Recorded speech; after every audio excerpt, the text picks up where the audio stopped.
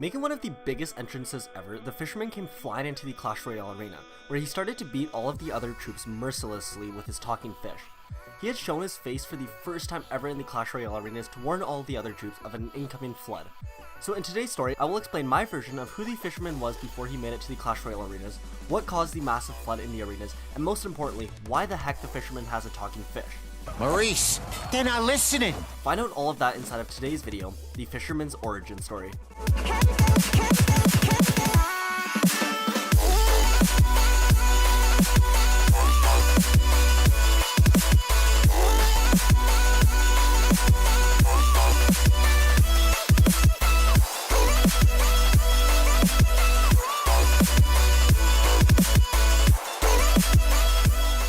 And before the full story actually starts, let me give you some context for today's video. Our troops inside of the Clash of Clans village and Clash Royale arenas all battle extremely hard for us. They literally put their lives on the line as they rush into battles and so forth. Although this is the only side of the troops that we ever get to see, when they're not battling to the death, what are they doing? Well, one of the things that all of the troops do in their free time is recharge for their next battles by sleeping and eating. But one lifelong unanswered question has always been, what on earth do our troops eat?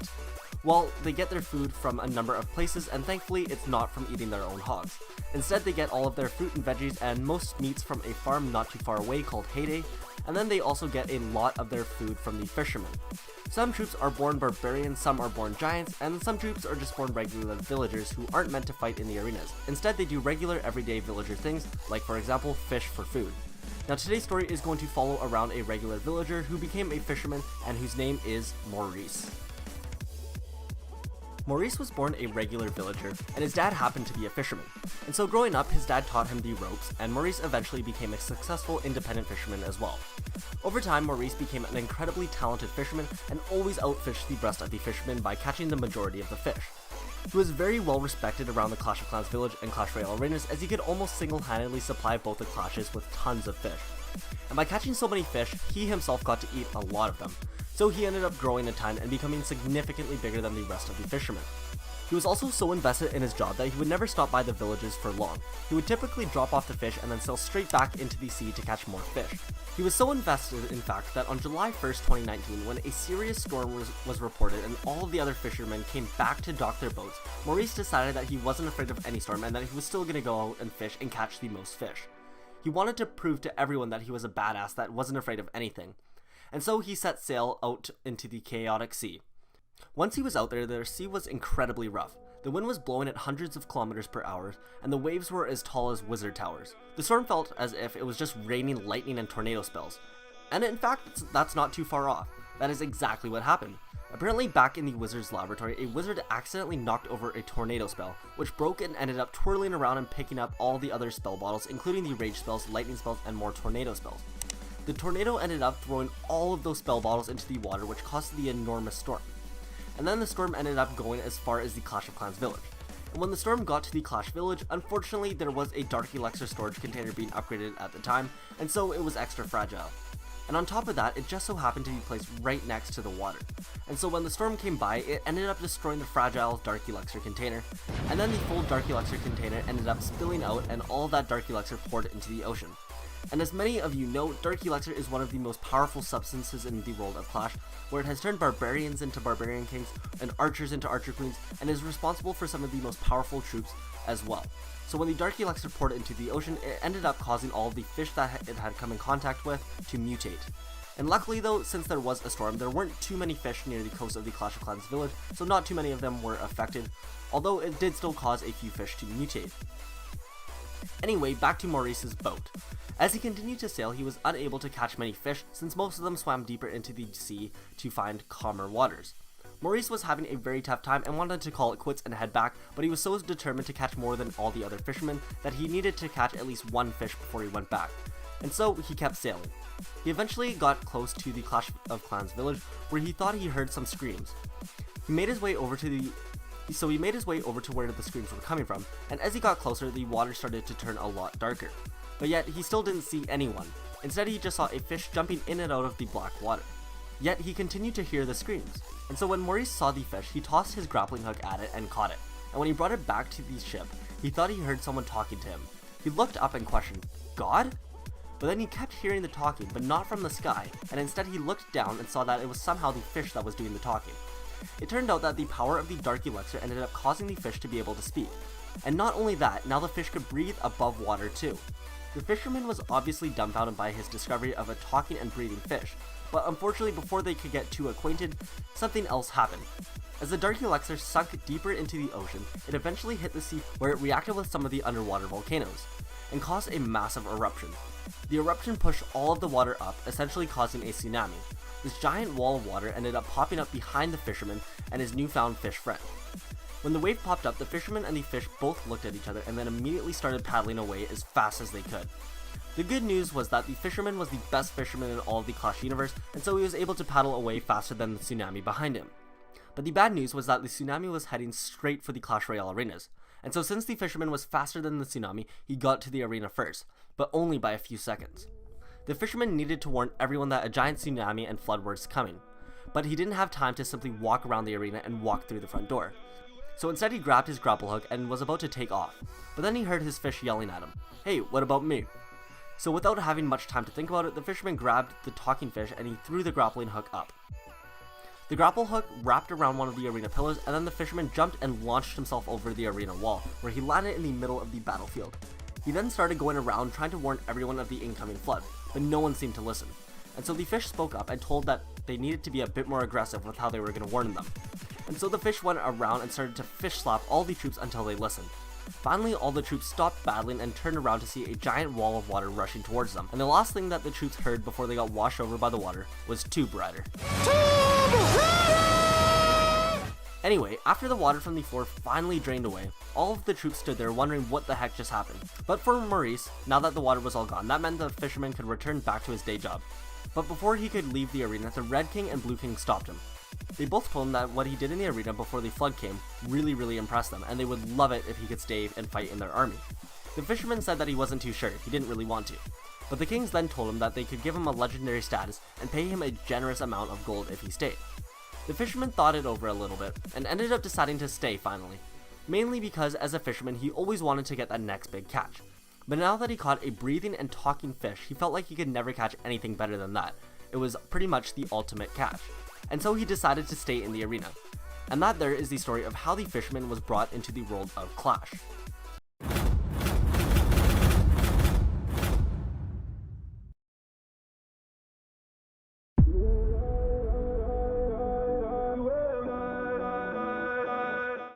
The Goblin Cage is the newest troop inside of the Clash Royale arenas, and Supercell has told us a little bit about how the Goblin Brawler had become trapped inside of his cage, but Supercell only told us the ending of the story, and left out some key parts such as why the Goblin Brawler was put into prison, and most importantly why this goblin is bigger and stronger than all other goblins.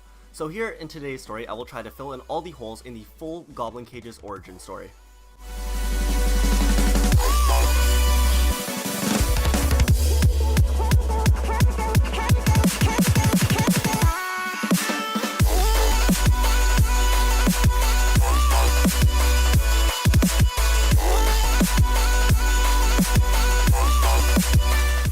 Before we get into today's video, I wanted to let you guys know that I will be hosting a small giveaway for everyone who subscribes to my second channel called Variance Music. I will be giving away two prizes of $25, and I will be paying it out through PayPal if you have it, or I will purchase an iTunes or Google Play gift card of your choice. To enter, just click the first link in the description below and subscribe to Variance Music, and you will be automatically entered. I will be doing the draw on June 30th and announcing it shortly after, so make sure to check back then. And anyways, let's go ahead and get into today's video. So long before the Goblin Brawler was ever put in jail, he was just a regular, good old greedy goblin. This goblin's name was Cage. He grew up just like any other goblin. He attended school, tried to learn English, failed miserably, and resorted to stealing for a living. Cage was even a part of the famous goblin team that stole all of the elixir from an elixir collector and storage in the Clash of Clans village. In fact, when he and his team pulled off that huge heist, they got so much respect from all the other goblins in the Clash of Clans village and Clash Royale arenas. Unfortunately though, the rest of the troops didn't seem to have the same level of respect for the goblins. In fact, everyone was so upset and angry about this incident that it gave the goblins a really bad stereotype where whenever something went missing, they would immediately blame the goblins for it, even if it was just something they forgot where they put. Normally this wasn't a problem because typically things didn't go missing on their own, and usually it was the goblins' fault anyways, so they didn't mind being blamed for them. But then one day, something went missing that the goblins and Cage had absolutely nothing to do with. And yet, they still got blamed. What happened was, one day after a hog rider went out to go buy himself a brand new whip, and by whip I mean a new hog, so he left his hog back home and went to go to the local hog dealership. After spending hours and hours there looking at all the different kinds of hogs, he decided that none of these hogs were right for him. So he went back home. But when he got back, his hog was gone. He immediately notified the authorities, and then the authorities went out and arrested all the goblins nearby, including Cage. The authorities then lined up all the goblins and then had the hog rider point and choose which goblin he saw stealing his hog. The hog rider obviously didn't really know since he never actually saw anyone or any goblin steal his hog. It simply disappeared, and as per usual, the goblins were blamed for the disappearance. Even the goblins thought one of the other goblins just stole the hog, so they assumed they were at fault. So when the hog rider decided to randomly point at Cage, everyone just believed him without a doubt in their mind. And the hog rider simply wanted to blame a random goblin just so that he wouldn't be the one at fault for losing his hog. So the authorities escorted Cage away and locked him away in the most secured prison of them all, underneath the Clash Royale arena. All the other goblins and troops then continued on their way as if nothing happened. Cage was infuriated by what happened, not just towards the justice system or the other troops, but also towards his fellow goblins, because he was falsely accused and put in prison for the rest of his life for something he didn't do. But more than anything, he was mad at the hog rider for lying and putting him in prison, and he vowed that one day he would make him pay for what he did. And for years, Cage was locked in his cell, with nothing but time on his hands. But to spend his free time, Cage would work out. He would literally work out all day, every day. When he wasn't eating or sleeping, he was doing push-ups or pull-ups, and of course, he never skipped leg day. By doing squats and all other sorts of CrossFit, he got into amazing shape. But the types of exercises isn't the point. The point is that Cage was jacked. He was by far the strongest goblin ever seen in either the Clash of Clans village or the Clash Royale arenas. And then one day, in the middle of his workout section, he was interrupted by a guard and a hog rider. It was the exact hog rider that had caused him to be locked away in the first place. The hog rider apologized to the goblin, telling him some super sad sob story, and told him that it turned out his hog wasn't actually stolen. He had just lost it when he forgot to tie it to the post when he left to go buy his new hog. So, turns out my hog wasn't stolen. It turned out that the hog had just run away and only come back recently when he got hungry. So the guards let Cage free, but with all that built up anger inside of Cage, he wanted to get revenge on the hog rider. So as soon as he was set free, he punched the hog rider twice in the eyes and was about to continue pounding on him until the guards came in and broke the fight up. Cage ended up causing the hog rider to become blind, and then the guards ended up prosecuting Cage even further, where they wrestled Cage to the ground and locked him back up. The hog rider then found his way back home after bumping into tons of walls and trees. So now it looked like Cage really was going to be locked away in prison for the rest of his life, this time for something he did do. This time though, Cage knew that he was in prison for a legitimate reason, so he had no one to blame for it. So instead of being focused on revenge and working out, he was focused on escaping from prison. So for the following months, Cage used a spoon to dig himself a hole out of the prison. Then finally in mid-May 2019, he had fully dug himself out. So when the guards weren't looking, he jumped into the hole and climbed to the top. But when he got to the top and poked his head out of the hole, he saw that he was trapped inside of a larger cage. It turned out that the guards weren't total idiots and saw him digging a hole, so they had placed the cage at the end of the tunnel in anticipation of his escape. They could have just gone into the cage and arrested him there, but they were actually so afraid of the goblin and what he did to the hog rider that no guards wanted to go close to him. So instead, they had to place the cage at the top of the hole. So now Cage was trapped inside of a cage in the middle of the battlefield. So if a troop ever destroyed the cage, the new goblin brawler would be set free from his cage and rush to the nearest enemy troop. Or if given enough time, the super strong goblin brawler would eventually break out of the cage and rush the nearest enemy anyways. And after the king witnessed this happen in the middle of a battle, he realized that he wanted the goblin brawler on his team. So he offered him a spot in his deck, and offered to pardon him for his crimes if he accepted it. So Cage figured that fighting in the arena was a better deal than living the rest of his life in prison, so he accepted the king's offer. And that there is the full story on how the Goblin Cage made it into the world of Clash.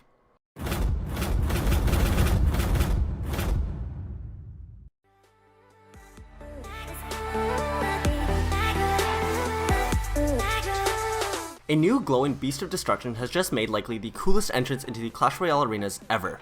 Being shot down from space, this purple golem made a massive dent in the arena, landing in his very own meteor. Once the meteor landed, the radioactive elixir began spreading all over the arena, turning it into a Halloween-themed arena. So where did this meteor come from? And what is the strange radioactive elixir that was inside of the meteor all along? And most importantly, how was this brand new elixir golem created? Find out all of that inside of today's story, how the elixir golem was brought into the world of Clash.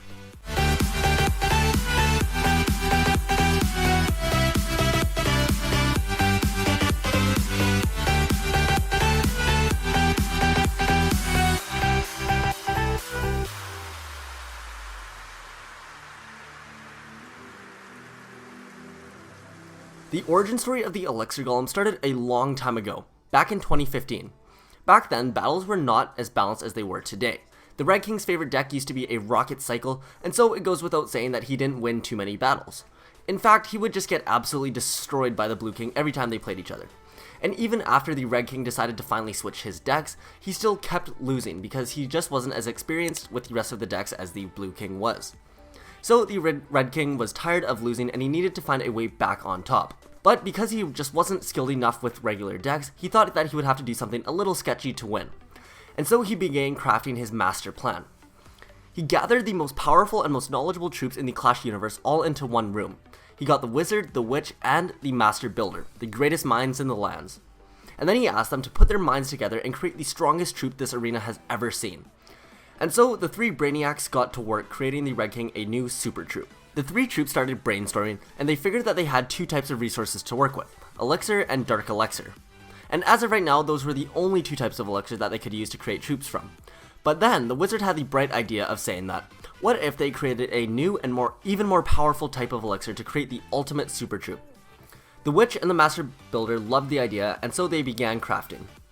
After many long days of mixing potions, chanting spells, and doing smart people things, they thought that it was finally getting close. They had a giant cauldron filled with this new elixir. The elixir looked like regular elixir, except it was glowing and radiating an immaculate amount of energy from it. This new super elixir was so unstable that the trio of Brainiacs called it radioactive elixir. And then during the final stages of development, the Wizard decided to add his golem formula to it just to see if it works. Sort of like a bit of a test run. The Wizard dumped in all of the ingredients, and then the radioactive elixir began to bubble and steam. It started to get more and more violent until the radioactive elixir finally started to boil over. The elixir poured out of the cauldron and then started to rise up. It just kept rising higher and higher until it was towering over the Red King who was watching. The giant blob of radioactive elixir then raised its arms to destroy the king and the trio. But right before it came smashing down, the Wizard sent a fireball hurtling right at the radioactive golem.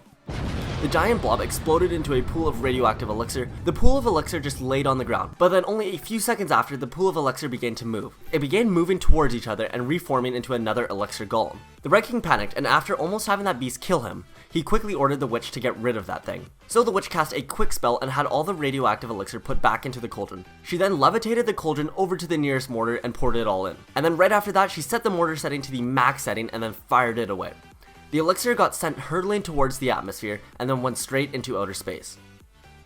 After they finally got rid of that monster and dodged a massive bullet, the Red King ordered the Witch, the Wizard, and the Master Builder to forget what happened here and never speak of it ever again. So the troops left and never mentioned a word of it again, as per the Red King's orders. And then the Red King went on with his battles as if nothing had ever happened, and none of the troops knew any of this, as it was all done in secrecy. At least it was that way, until a few days ago, when that same blob of elixir came crashing down on the arena. It turned out that while it was in space, it collected a bunch of dust and other rocks where it froze the radioactive elixir inside of it, and so when it came crashing down on the arena, it began leaking all of the radioactive elixir back out. And this time, the elixir golem wanted revenge on the Red King for shooting him into outer space. And so when he started to form out of that meteor, he went straight for the Red King and smashed his king tower into a pile of rubble. And that there is the story of how the elixir golem was brought into the world of Clash.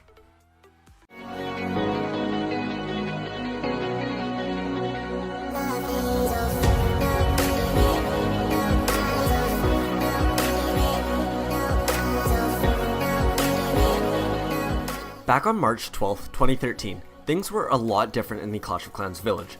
For one, there was a recent discovery of Dark Elixir, so the village had found a new way to create and clone these new flying troops called minions. And a lot of the villagers had high expectations on what this new, better version of Elixir could do. They just couldn't wait to see what they could create next. So this is going to be the tale of how the Hog Rider met his hog. Here is the Hog Rider's story.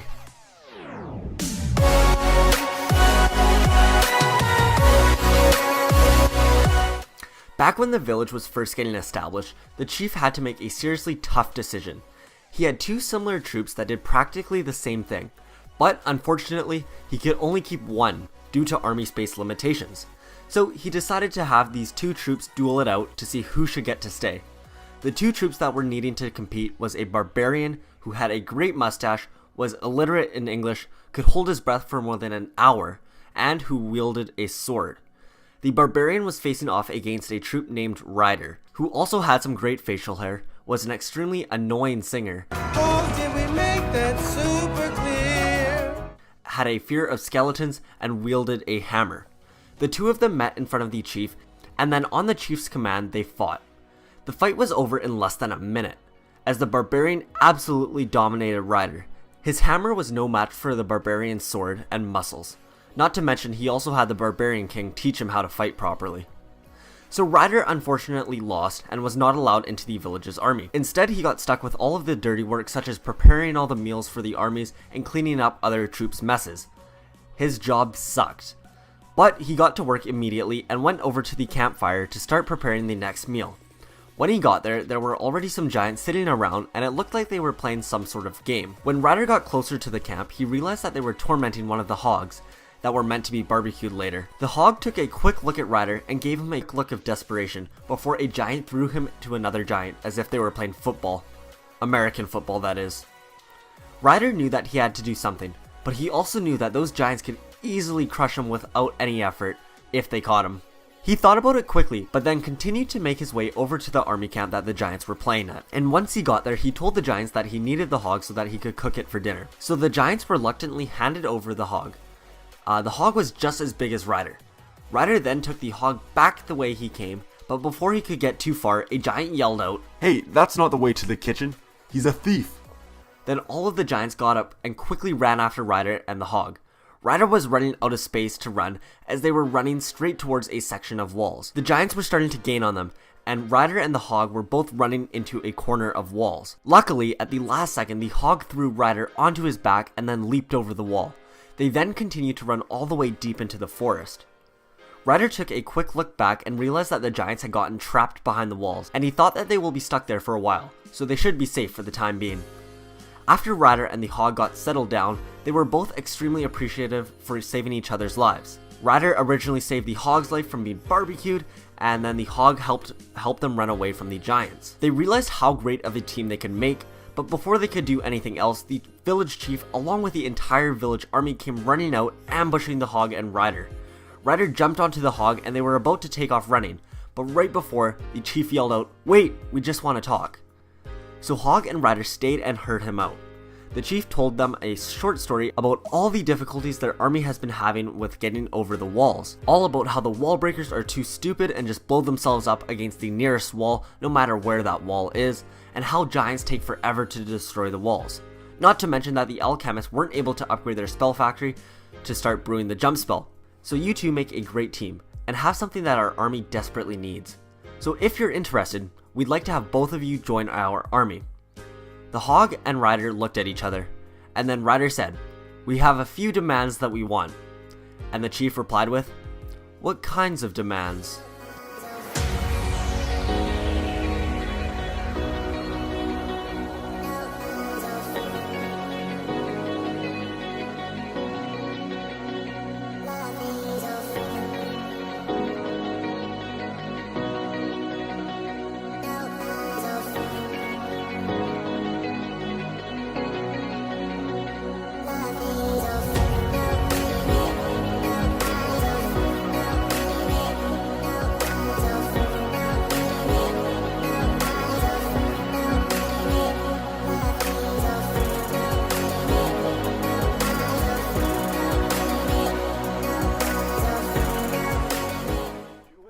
A brand new troop is coming to the Clash Royale arenas, and in so many ways this troop is different from others.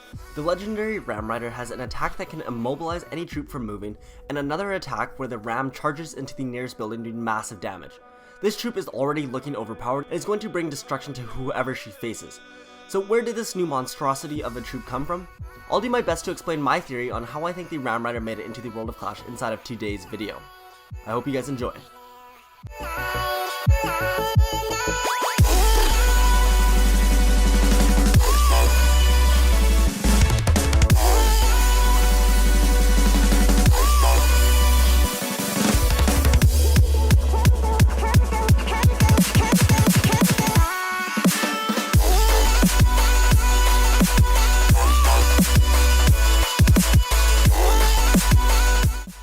A while back, a baby hog was brought into the Clash universe, as most baby hogs are. Papa Hog and Mama Hog were both very excited to meet their new baby hog, and there wasn't much special about this, as a baby hog being born was pretty typical. But when the hog was born, it was a girl, so her parents named her Red. Usually when hogs are born, their gender reveals a lot about their future. For example, if it is born a boy, the hog will grow up to either fight in the Clash Royale arena or in the Clash of Clans village. And when a girl is born, they usually helped out manage around the local village tavern, or helped out with the kids as a stay-at-home hog. So Red's future was pretty much already set in stone for her. After a few years of growing up, while her mama and papa played games like cards with her, and set up warm baths for her, it was finally time for Papa Hog to go back to his job in the Clash Royale arenas. So he kissed Red goodbye and jumped on his hog. Red missed her papa so much that she couldn't watch him leave. So Red, not really knowing what she was doing, jumped on one of the hogs that was just chilling in the pen and chased after her dad. She followed him for a long time, but she could never catch up since her dad was a much more experienced hog rider than she was. Plus, she was still very young. Finally, when they got back to the Hog Mountain, Papa Hog ended up using his years of hog riding experience to jump across balloons to get across. However, little Red did not have the skill for that, but her hog did. So the hog jumped, and Red fell off the hog's back. The hog continued to chase after Papa Hog, and rumor has it that he ended up running so much, and that hog ended up becoming part of the Royal Hog squad later. You can check out that full story by clicking on the top right corner right now if you guys want. But anyway, Red ended up falling off her hog's back, and since her hog ran away, she was now stranded out in an unknown place all by herself on top of a tall mountain. She was all alone at the top of a massive mountain and had no idea how to get back home or even how to get back down the mountain. While Red was standing at the edge of the mountain, a wild ram saw her and came over. The ram couldn't exactly talk, but he looked compassionate for Red. He bowed his head down as if asking Red to climb aboard. Red, not having any better ideas, mounted the ram, and then the ram started walking. The ram carried Red all the way down the mountain and back the same way she came. And still riding the ram, they walked into the jungle, which surrounded the jungle arena. But once they were halfway into the jungle, a rope came flying out of nowhere, completely tying up the ram and Red from moving. Then over came a wild dart goblin. The goblin took them back to his little camp where he left the ram and Red. He came back a few minutes later with some sort of food in his hands. He untied Red and handed her the food. The dart goblin felt bad once he had found out that Red was just a small kid, but he kept the ram tied up. The dart goblin said sorry to Red and asked what she was doing way out here all by herself. She explained that she had lost her dad and mom and was trying to find them.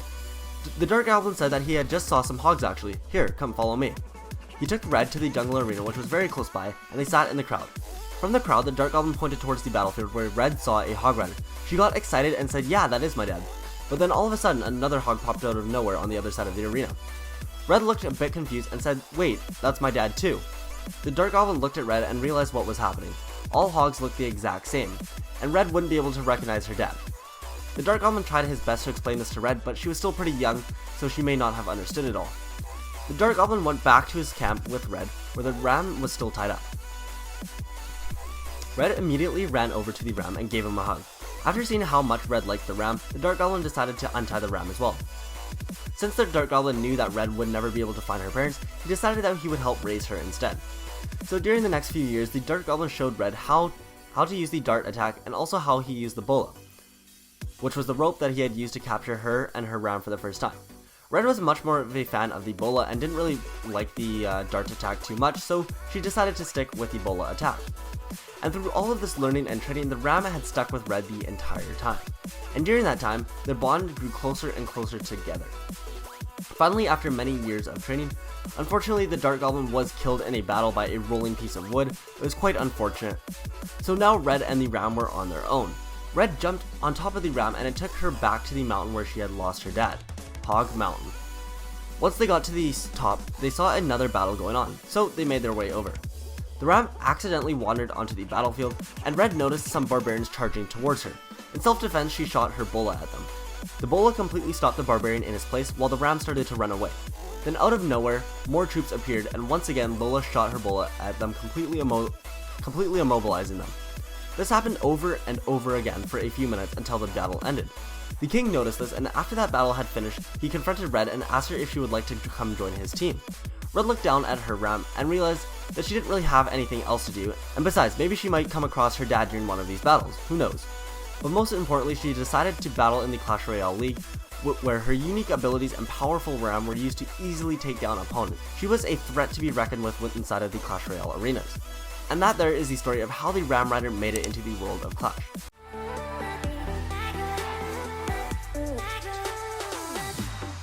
One of the first ever troops in Clash of Clans and the newest troop added into the Clash Royale arenas is the Wall Breaker, a single skeleton who seems way too overly attached to its bomb. So how was this OG troop brought into the world of Clash, and how did he end up making it to the Clash Royale arenas? Here is the Clash of Clans and Clash Royale crossover story on the Wall Breaker's origin story.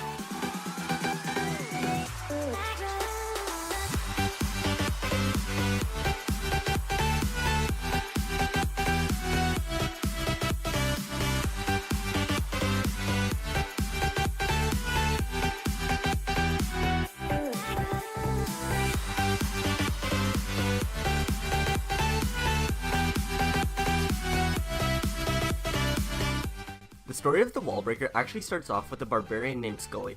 Back in the village, the barracks was working overtime, pumping out hundreds of troops as fast as it could. The chief had ordered the army to train up a barge attack, so the village was getting pretty hectic since there were so many troops. The barracks was transforming the elixir that was produced from the pumps into the troops using some sort of special magic produced by the wizards. Anyway, amongst those, hundreds of barbarians and archers were produced. Scully was one of them. And then briefly after Scully was created, the chief ordered the troops to battle, since he was gemming the barracks and he wanted to get the most out of the boost. So the barbarians and archers marched off to battle, and decided to attack the very first base that they came across. Unfortunately, the first base that they came across was a whole town hall above theirs, and they were seriously outmatched. The battle went pretty much as anyone would have expected, where all the barbarians and archers barely made a dent in the base. It was coming down to the end of the battle, and as the troops were picking off all the outside buildings, they were actually coming surprisingly close to getting a 1-star at 50%. The chief was holding on to Scully and a few other archers to hopefully clean up any final buildings in case they needed it. And near the end of the battle, all other troops had been killed. They turned into elixir and sunk into the ground of the battlefield. The army had cleared 48% of all buildings, and now it was up to just Scully to take out 2 more buildings to bring home the win. There was one building on the outside of the walls still that he could finish off, and one more right inside the walls with no defenses anywhere close to it. It was foolproof. So the chief deployed Scully on the outside building, and he took that out with ease, 49% and 1% more to go. Then Scully made his way to the other defense, but instead of running around the walls to the opening, he decided to try and destroy the wall instead. It was a dumb mistake and a costly one too, because right beside the wall was a bomb. Scully wound up getting stuck on that wall for so long that it gave the bomb enough time to charge up and explode on him before he could get to that last building. Scully's stupid mistake of attacking that wall instead of going around costed him his life and the village the win. Scully evaporated into elixir immediately and then sunk into the ground. And the next day, the witch came by and raised the fallen troops as she usually does, and they rose out of the ground as skeletons. But there was one troop that stuck out amongst the rest. That skeleton was Scully, because he was carrying a bomb with him as well. It turned out that the Clash gods had cursed him for losing the battle for his village, and now he would not be able to ever let go of that very bomb that had killed him. His life source basically was connected to that bomb that took his life, so if he ever let go, he would die again. Scully was obviously not happy about this burden that he now carried, and the fact that he had to carry around a giant heavy bomb with him everywhere. So he carried a bit of a grudge against a wall piece. Scully was so pissed off by the fact that he let the village down, and that it was a single wall that got in his way, that he wanted nothing more than to get revenge on that wall. So the very next battle, without the chief knowing, Scully tagged along in battle. He only had one goal in mind, and that was to get to that wall and destroy it. So once the battle had commenced, Scully waited for the other troops to take the front lines, and once the defenses were distracted, Scully started running. He dodged and weaved through many flying cannonballs and arrows, and he quickly dodged from the wizard's fireballs and merely missed by some mortar strikes.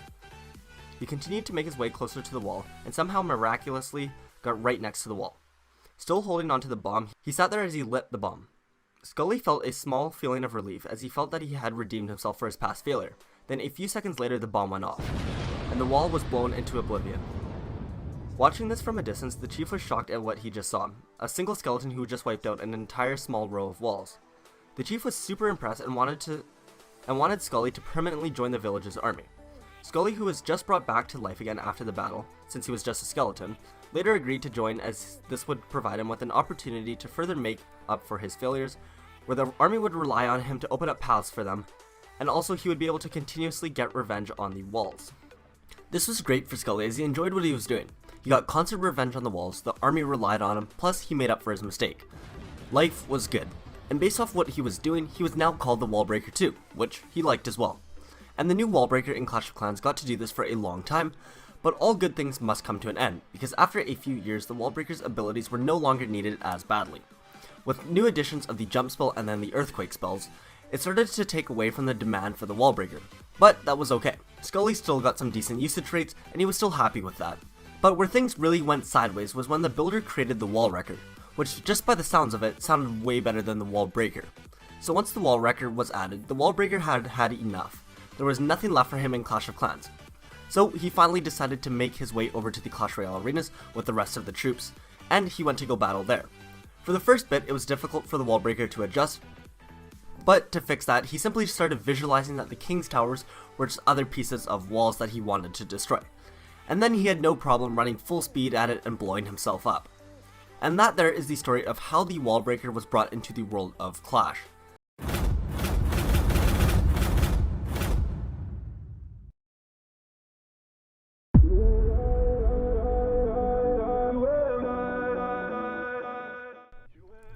If you guys missed part 1 of the story, you can check that out by clicking the I in the top right of the screen right now, or just search for the Wallbreaker's origin story part 1. Unlike his relatives, the bomber is smart enough to throw the bomb away before it explodes, whereas the Wallbreaker likes to hold onto it until it blows up on him. But if you were following the first part of the story, you will know that there is a very good reason for this, and that is because the Wallbreaker was cursed by the Clash gods when he died, an embarrassing death back when he decided to attack a wall instead of running around, and then he got killed by a single bomb. This caused the Wallbreaker to forever hold a curse that prevented him from ever letting go of the very bomb that killed him. And since then, the Wallbreaker had always been determined to get revenge on any wall that he could by blowing it to smithereens. Recently this month, the Wallbreaker finally made his way to the Clash Royale arena when he started to run out of work in the Clash of Clans village, since his job was being replaced by jump spells, earthquakes, flying troops, and wall wreckers. But the bomber has been at the Clash Royale arena for nearly 3 years, so how did the bomber get into the Clash Royale arenas way before the Wallbreaker ever did? And how did he break the unbreakable spell that cursed him to forever hold on to his bomb? Find out in part 2 of the Wallbreaker's story in the bomber's origin story.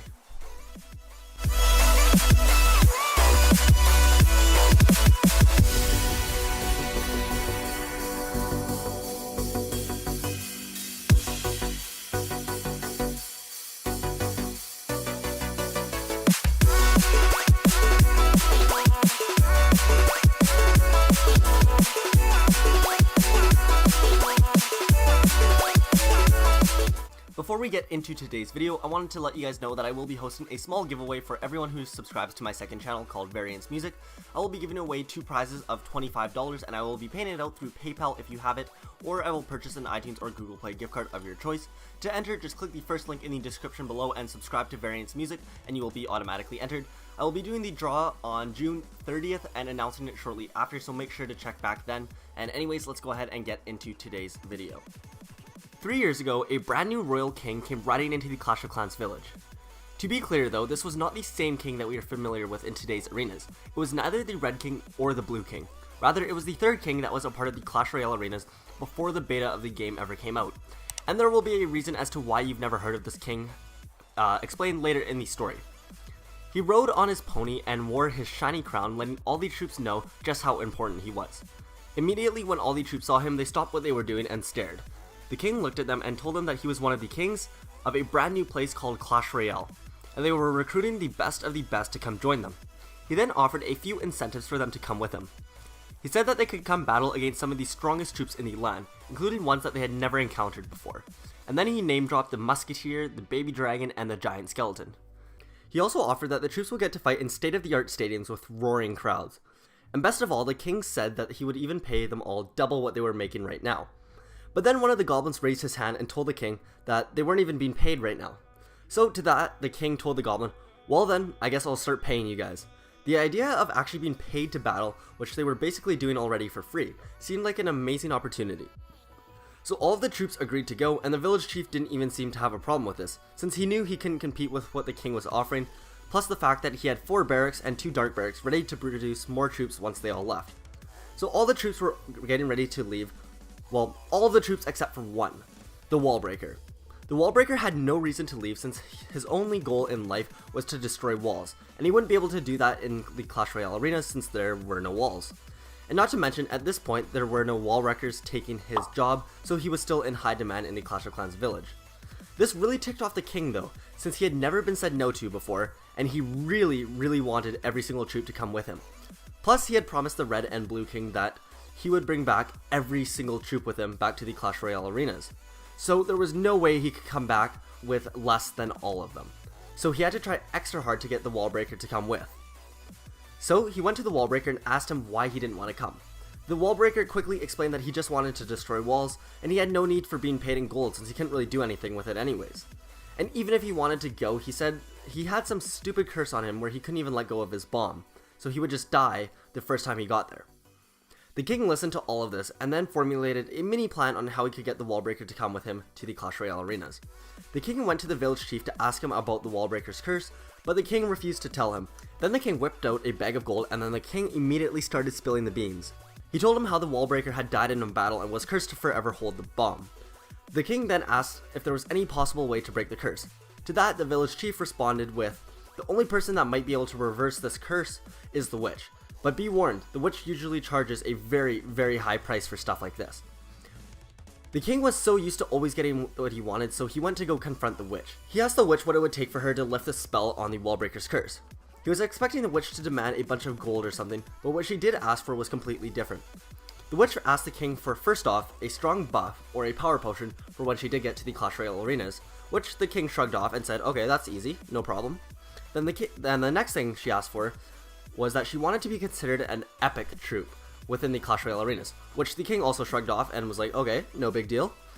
But the last thing that the witch asked for was something crazy and unforeseen. The witch asked the king for his soul.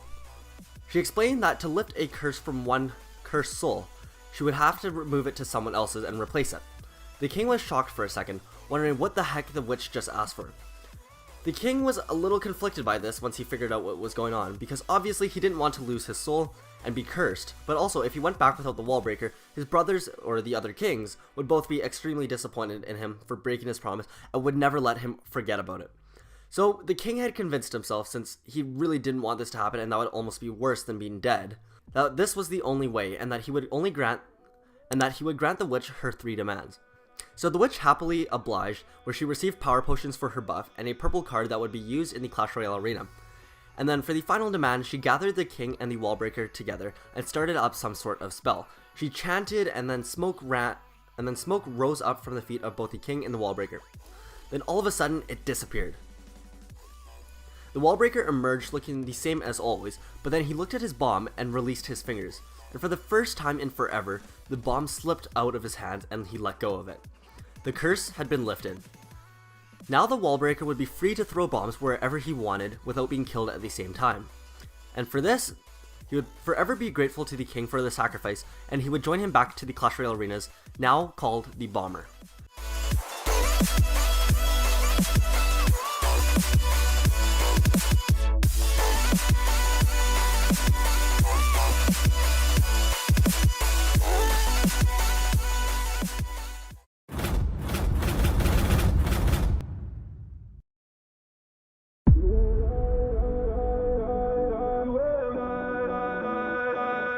The Royal Ghost is one of the most unique troops in the entire Clash universe, being the only troop who can turn invisible and completely avoid any troop attacks until he attacks them first from the shadows. He is a gruesome troop to be reckoned with, and a troop of this caliber deserves his very own origin story, so stay tuned as part 3 of the Wallbreaker's origin story continues in the final episode inside of the Royal Ghost origin story.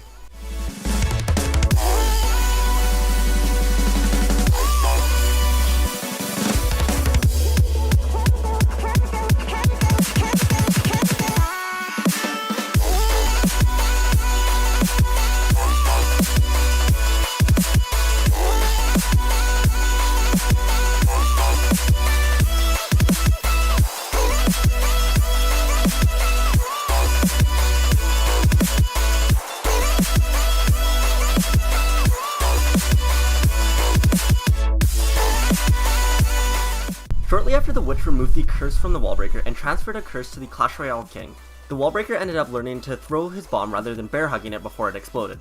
This was absolutely great news for the Wallbreaker, who could now be a super powerful and unique troop in the Clash Royale arenas. However, the king on the other hand was not so lucky. When the smoke lifted from his side, he looked less like his original self, and by that I mean you could see through him, like a ghost. The king's ghost looked down at his hands and looked up, asking himself, "What have I done?" The king felt so embarrassed and powerless that he couldn't even bring himself to go back to the Clash Royale arenas. He felt that his brothers, the other kings, would not be very accepting of his new self, and would look down on him forever.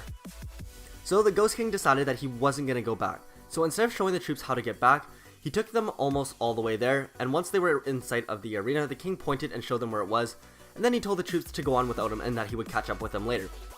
So the troops kept making their way to the arena while the king stood there, with no intentions of ever following them. The Red and Blue King were so excited to see all the new troops. After giving them a short training and orientation on how things were done in the Clash Royale arenas, the troops were off to the races and started battling it out in the arenas. All while this was happening, the other king, that was turned into a ghost, found a nearby abandoned castle where he started to make it his home. He had even paid some other troops to bring him all of his personal treasures and personal belongings, and for many years the king stayed in this castle, just tiredly sitting there, doing absolutely nothing. He just kept thinking to himself how the kings would never welcome him back like this, and how they only even needed 2 kings to do the battles anyways. And it went like this for nearly 3 years. At a certain point though, the Ghost King started to wonder if his brothers or the other kings even cared about him, because from his castle he would always watch them, and he noticed that they never ever tried looking for him. They never sent out a search party or looked sad or did anything to try and find their long lost brother. So the Ghost King took this pretty hard and felt betrayed by his 2 other brothers, and thought to himself that they never even cared for him, which made a bit of sense since they were always the competitive type, but he felt that when it comes to losing a brother that they would put aside their differences and actually care for their lost brother, or at least look a little bit sad, rather than just moving on and trying to destroy each other. And when the Ghost King thought of that, an idea hit him. If his brothers didn't care about him and only cared about destroying each other, then the Ghost King would give them a taste of their own medicine. He then decided that he was done sitting around in his empty castle and that it was time that he paid his brothers in the Clash Royale arena a visit. So he phased through the castle walls and then decided to make a grand entrance by popping up in front of a Hog Rider push in the Clash Royale arenas. He wound up shocking the entire crowd, but most importantly he shocked the kings. He then went on to destroy the King Tower to truly show the king who was boss. The Ghost King realized that he had a really powerful ability and that he could use it to not only dominate troops in the Clash Royale arena, but also dominate his brothers with. So with his new disappearing ability, he became a legendary card that could change the tide of any battle, with the final goal of taking out the King's Towers. He was definitely a troop that you want on your team. In the arena, since he was a Ghost King, the other troops later started to call him the Royal Ghost. And that there is the story of how the Royal Ghost was brought into the world of Clash.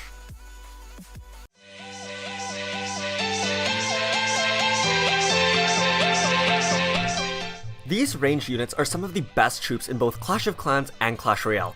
The 3 of them have their own unique abilities and powers, and the Wizard Trio are so similar, but at the same time they are quite different from each other. So what happened to cause these 3 brothers to take on such different abilities? Here is the story of the 3 wizards.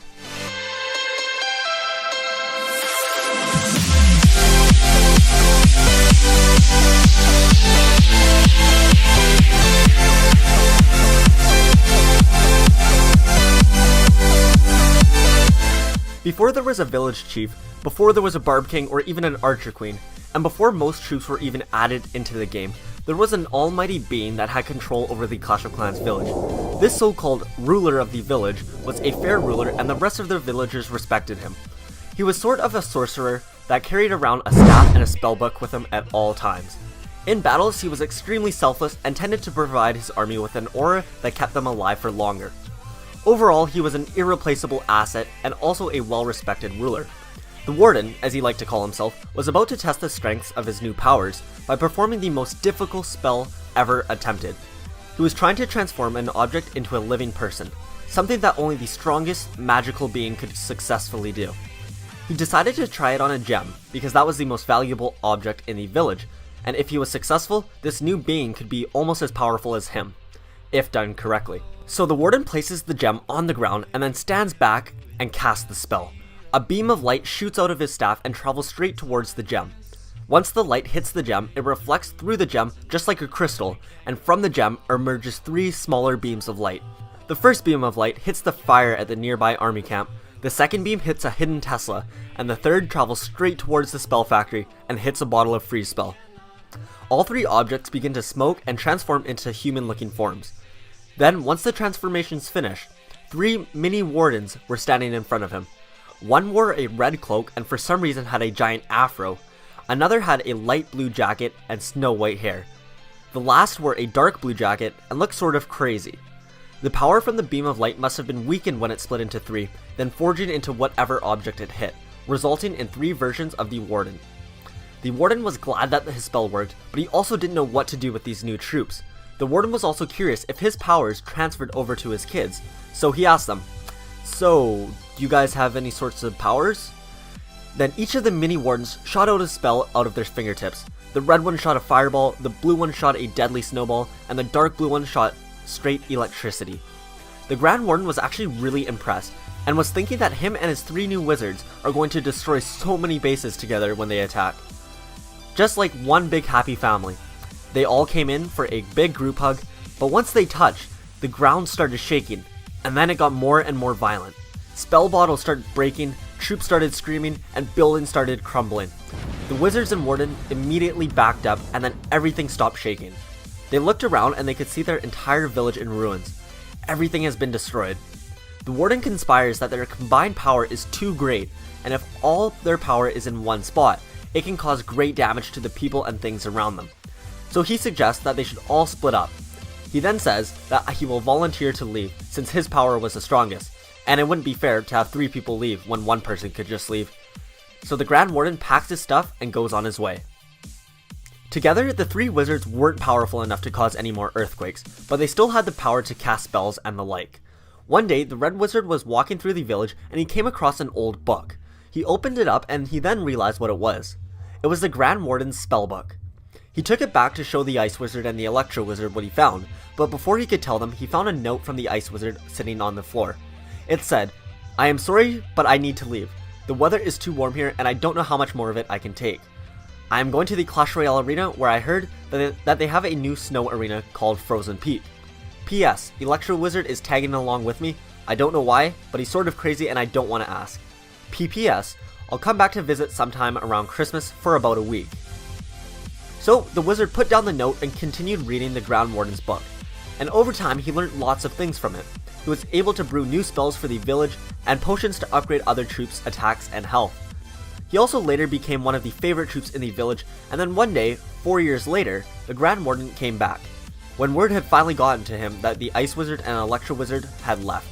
Now he was here to stay for good, and especially because there was a new defense that had just been created by the builder, called the Eagle Artillery, and the village was going to need all the help they could get taking that down. With the new introduction of the Electro Dragon, the Clash of Clans Dragon family is pretty much complete, and in my way of welcoming the Electro Dragon to the world of Clash, I wanted to make a video combining the stories of the entire Dragon family. So here is the story of the Electro Dragon, the Baby Dragon, the Inferno Dragon, and of course, the good old regular dragon.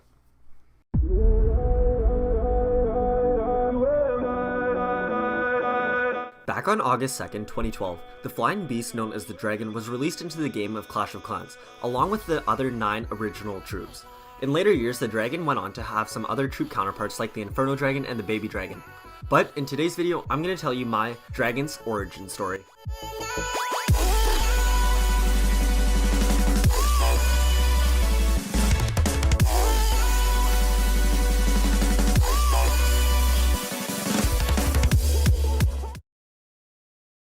Back in the days when the Grand Warden had created and released the first 10 troops in the game, a dragon was amongst those troops. The dragon, however, took after the typical dragon stereotype where he flew off to a volcanic mountain and guarded some pile of treasure that he stole.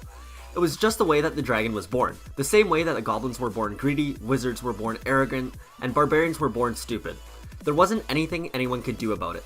So for the first little while, the village got by without the dragon. Of course, it was a bit of a loss for the village since they were missing one of the most powerful troops in the game, however they were able to get by for the time being. And just like how the dragon had fled the village, so had a rogue group of goblins, who had all rebelled and formed their own little clan known as the Goblin Horde. That Goblin Horde had been making life very difficult for the village by stealing all of their resources and then storing it away in their little villages. They would then have to defend it from the village when they attack them to steal it back. At first, it was easy for the village to beat the goblins, but over time the goblins' horde got smarter and built bigger and stronger defenses to stop them from being beat. It ended up getting to a point where the villagers could no longer beat the goblin bases, and since the villagers couldn't steal their loot back, the goblins were still able to keep most of their resources and start stealing more and more. Until it got to a point where the goblins took pretty much everything from the village, and being the greedy goblins that they were, what they stole wasn't enough. So they sought after new treasures greater than what they had. And coincidentally, that just so happened to be the dragon's treasure. So the goblins decided to take on the dragon's lair and try and steal his treasures. Despite being extremely greedy, the goblins were not stupid, so they were actually able to create an elaborate plan and steal all of the dragon's resources, without being noticed. And before the dragon even realized what had happened, it was too late. So now that the dragon had nothing left to defend, he returned back home to try and find out what happened to his treasure. When the dragon got there, the village suggested that it was probably the greedy goblins who had stolen his treasure, as that's what they've been doing to them the whole time.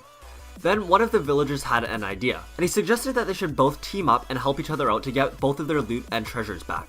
The dragon agreed, and together they were finally able to take down the goblin horde's bases, all the way up to their Goblin King's lair. And together, once they vanquished the Goblin King, they returned back to the village with all of their lost loot and treasures. They made a pretty good team together, so the villagers offered to help protect the dragon's treasure and he could help defend their loot. So the dragon thought about it and then agreed to it, since having two groups of people defend something is always better than just one. So the dragon was now a valuable part of the village, helping defend the village from attacks and even helping them steal some loot from other villagers. However, part of being on a full-time guard shift for the loot, the dragon was never able to join the Clash Royale arena battles as he was already too occupied defending the treasures. However, his two dragon counterparts were able to take his place in the arena instead. And how the Inferno Dragon and Baby Dragon made it to the Clash world is an entirely different story for another time. Welcome back to part 2 of the dragon's origin story. This time taking a look at the dragon's two mini counterparts, the Baby Dragon and the Inferno Dragon. The Inferno Dragon, who carries a large barrel full of lava on his back, acts as a traveling single targeting inferno and is exclusive to Clash Royale only. The Baby Dragon, however, is in all three parts of the Clash universe, but for a reason to be explained later, he only rages when he's alone in the builder base and in our regular home base. However, when he's alone in the Royal Arena, he doesn't have the same rage effect. So why is that? Well, find out in the Baby Dragon and the Inferno Dragon's origin story.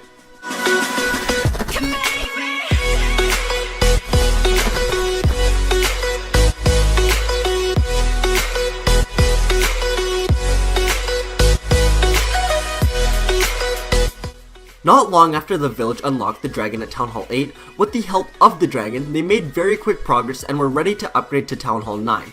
The dragon was a huge help, leading most of their most important attacks, especially in wars, where the dragon was able to successfully bring home the 3-star most of the time.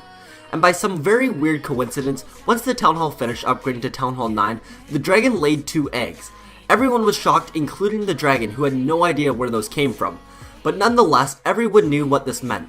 There were going to be some new baby dragons, and knowing that they were capable of growing to become as powerful as the regular dragon, they knew that they had to take extremely good care of them.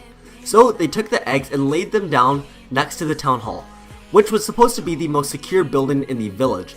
Unfortunately, the next day, a group of really greedy goblins stole the eggs in hopes that they would be able to sell it for a lot of gold or other resources.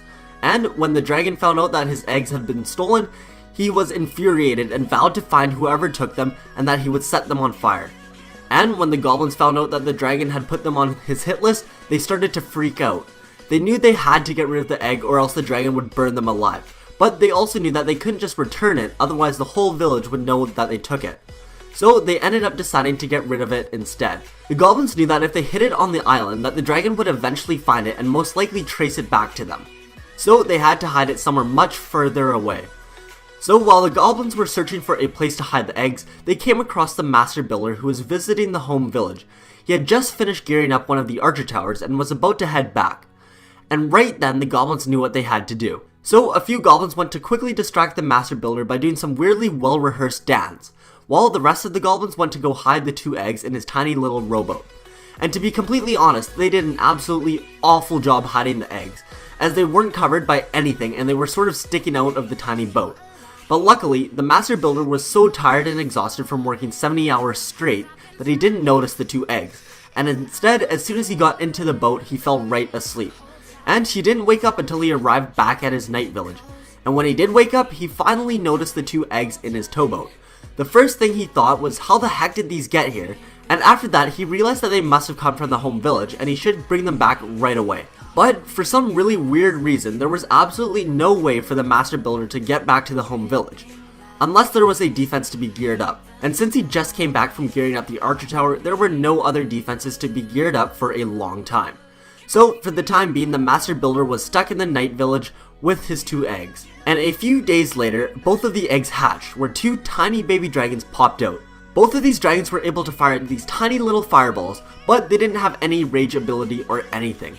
At least, not yet. Find out why the baby dragon rages in Clash of Clans regular base and in the builder base, but not in Clash Royale. And also find out how the baby dragon became the Inferno dragon in the next story. Once the village upgraded to Town Hall 9, by coincidence the dragon laid 2 eggs. While waiting for them to hatch, a group of goblins stole the eggs, but then had to get rid of them to avoid being killed by the dragon. They hid them in the master builder's towboat, and without knowing, he took them back to his night village. Then, a few days later, the eggs hatched and 2 baby dragons emerged, but they didn't have their rage effect yet. So find out in today's story how the baby dragon got his special ability, and how the Inferno dragon was created for the Clash Royale arena. All the pain.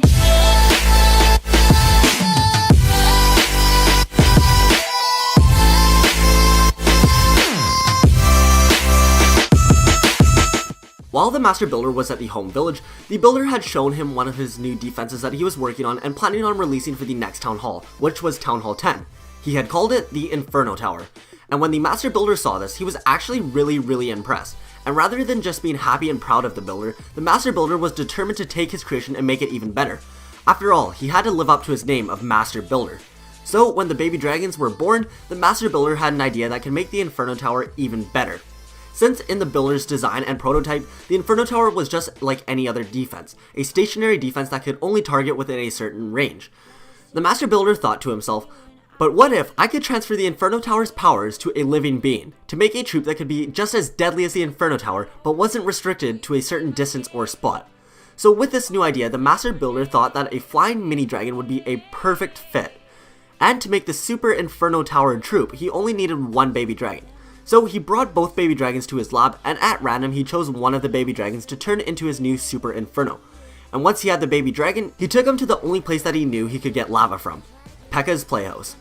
So the baby dragon and the master builder headed over to the Clash Royale arenas and trekked their way all the way up the side of the volcano. Once they arrived at the top, the master builder filled a wooden barrel up with molten hot lava. And in case some of you guys are skeptical about how this wood is being able to contain all the heat from the lava, well, the barrel isn't just made from any type of wood. It's actually made out of the same wood used to make the master builder's battle machine. It's wood that was blessed with magic from the wizards to make it indestructible and immune to all sorts of heat. So that's also why that when the battle machine summons lightning, it doesn't set the battle machine on fire. It also holds the power of the electricity inside of the hammer. So if this works properly, the barrel should be able to hold the heat of the lava inside the barrel, so that it doesn't cool off and become molten rock. But anyways, back to the mountain. The master builder finished filling the barrel with the lava, and now the next step was to find a way to connect the barrel with the baby dragon's fire supply. So the master builder and the baby dragon traveled all the way back to the builder base, and then the master builder crafted a special helmet with a hose type device that would connect the helmet and the barrel. Then the baby dragon put the special helmet on, and the master builder fastened the barrel and hose to the baby dragon's back. The master builder then took a step back and watches the baby dragon tested out his new armor. The baby dragon was now able to draw lava from the barrel, and then the lava would be released in the mouthpiece of the helmet, where the dragon would be able to fire a constant stream of lava out at his enemies. And the longer he stayed focused on an enemy, the more the lava would burn them. The master builder was incredibly proud of himself, and the baby dragon, or as he was now known, the Inferno dragon, was pretty happy about his new powers as well. And not only were these two happy, the other baby dragon was just as happy to be able to see his baby brother again. And for a few days, everything was all good, where the two brother dragons were able to play around and destroy enemies for fun. But then, nothing ever lasts forever, so a few days later, the Inferno dragon got really sick, to the point where he almost didn't have enough energy to fly anymore. The master builder quickly realized the problem. The Inferno dragon's barrel of lava was running extremely low on lava, and it looked like the Inferno dragon was becoming very reliant on the lava to stay alive, as it was now part of him. So the master builder immediately took him back to the Pekka's playhouse, and then the other baby dragon came around with them just to make sure his brother was okay. And when they finally got there, after the long journey, the master builder realized that he wasn't going to be able to make this incredibly long trip every few days just to refill the lava. So he figured he'd have to leave the Inferno Dragon at the Clash Royale arena so that he could stay close to the Pekka's playhouse at all times. And so he did. He left the Inferno Dragon there and he headed back to the builder base, and things went back to normal. As for the baby dragon, he couldn't decide where he wanted to go. Of course, he wanted to stay with his brother and go to the Clash Royale arena, but he also didn't want to leave the master builder since he was almost like a parent to him. And then he also really wanted to go meet his real parent, the dragon, back at the home village. And he couldn't really decide which one he wanted to do, but thanks to the clone spell, he didn't have to choose. He was able to go to all three places at once. But his connection with his brother was so strong that whenever he was alone in the builder base or Clash village, he would burst out into a rage until another troop joined him in the air. And at the Clash Royale arena, he never had to rage, since he always knew that his brother would be somewhere close by. And that there is the full story of the dragon, the baby dragon, and then the Inferno Dragon. The newest troop in Clash of Clans, or rather should I say the newest beast inside of Clash of Clans, is a bigger, stronger, and more powerful version of the already popular dragon troop. The new Mega Dragon, known as the Electro Dragon, has some very unique abilities that have never before been seen inside of Clash of Clans. The Electro Dragon's attack bounces from building to building for some reason, but it does less and less damage per building it hits. He also has more health than the regular dragon and does considerably more damage, but perhaps the most unique part about the Electro Dragon is the fact that when he dies, he drops a lightning storm wherever he dies, similar to the dropping of a lightning spell. As my welcoming for the brand new troop at Town Hall 12, here is my story on how the Electro Dragon was brought into the world of Clash.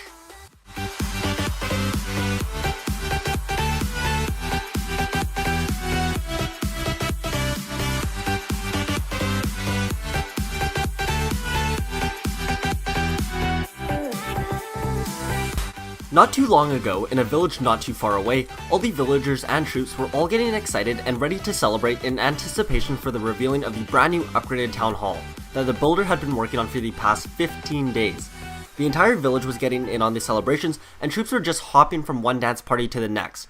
And these dance parties were being held literally everywhere, from inside the town hall, in a goblin hut, in the clan castle, and even in the middle of a battlefield. The parties were off the hook and every troop was having the time of their lives. And since the village had been maxed for a long time and were just waiting for something new to upgrade, the village was extra excited for some new things to do. But since they were maxed out, none of the troops or other builders had anything to do for those 15 days during the upgrade. So to kill time, they partied every day.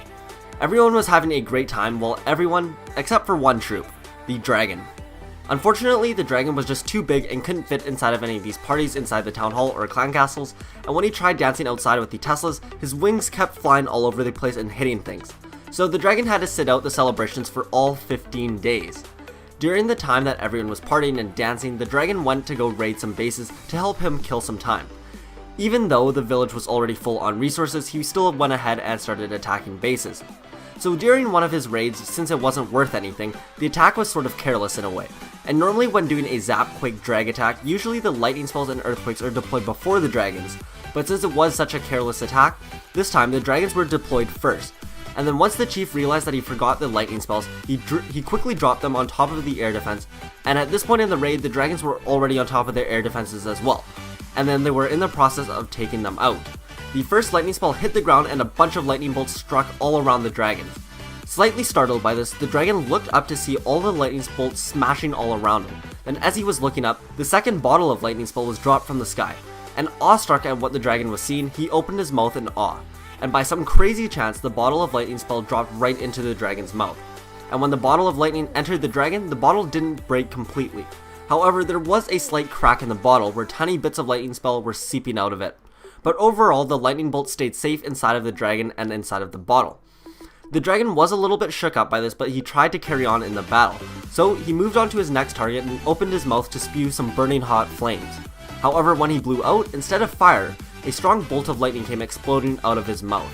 The dragon immediately shut his mouth and looked surprised as hell at what just happened. And all the other dragons noticed too. They all came over, despite still being in the middle of an attack, to check out what just happened. Then after being urged on by the rest of the army, the new electric dragon opened his mouth again and spat out a bolt of lightning. This time the bolt of lightning hit its target, but then bounced off that building and then hit the building right behind it. But it didn't stop there. It then bounced off that building and hit the one right beside it. And then it did the same thing to that building again. No one knew what was happening, but it would be later explained to them by the genius wizards that apparently all the buildings that the builder has ever constructed, they all contain a type of metal that is an excellent conductor of electricity. So when one building is hit with such a strong surge of electricity, if the building around it are close enough, they will absorb the shock as well. However, since the buildings already absorbed some of that initial electricity, the damage it does will be slightly less to the next few buildings. Anyways, after the dragons quickly took care of the rest of the base, they all returned home. And by the time they got to their village, they noticed that the dragon that ate the lightning spell bottle had changed appearances. His red skin or scales had turned into a bright blue color that radiated electricity. Furthermore, his jaw had changed slightly, where it changed into a more solid metallic-like material that could better conduct the electricity that came flying out of the dragon's mouth. It seemed that the leaking bottle of lightning spell was causing the dragon to mutate and change his appearance, and so when the dragons all finally got back to the village, the builder was just finishing up the town hall upgrade to town hall 12. And like always, once a new town hall is achieved, the entire village and troops all get hard to work farming up resources and upgrading buildings. So in the next battle, the Electro dragon was brought into battle. However, this time unfortunately, he was taken out by an air defense and a seeking air mine. And when the dragon turned into elixir, the lightning spell that was still in his stomach fell to the ground and broke, releasing the entirety of the lightning spell to wreak havoc where it landed. And that there pretty much covers all the Electro dragon's unique abilities. So there is the story on how the dragon became the Electro dragon.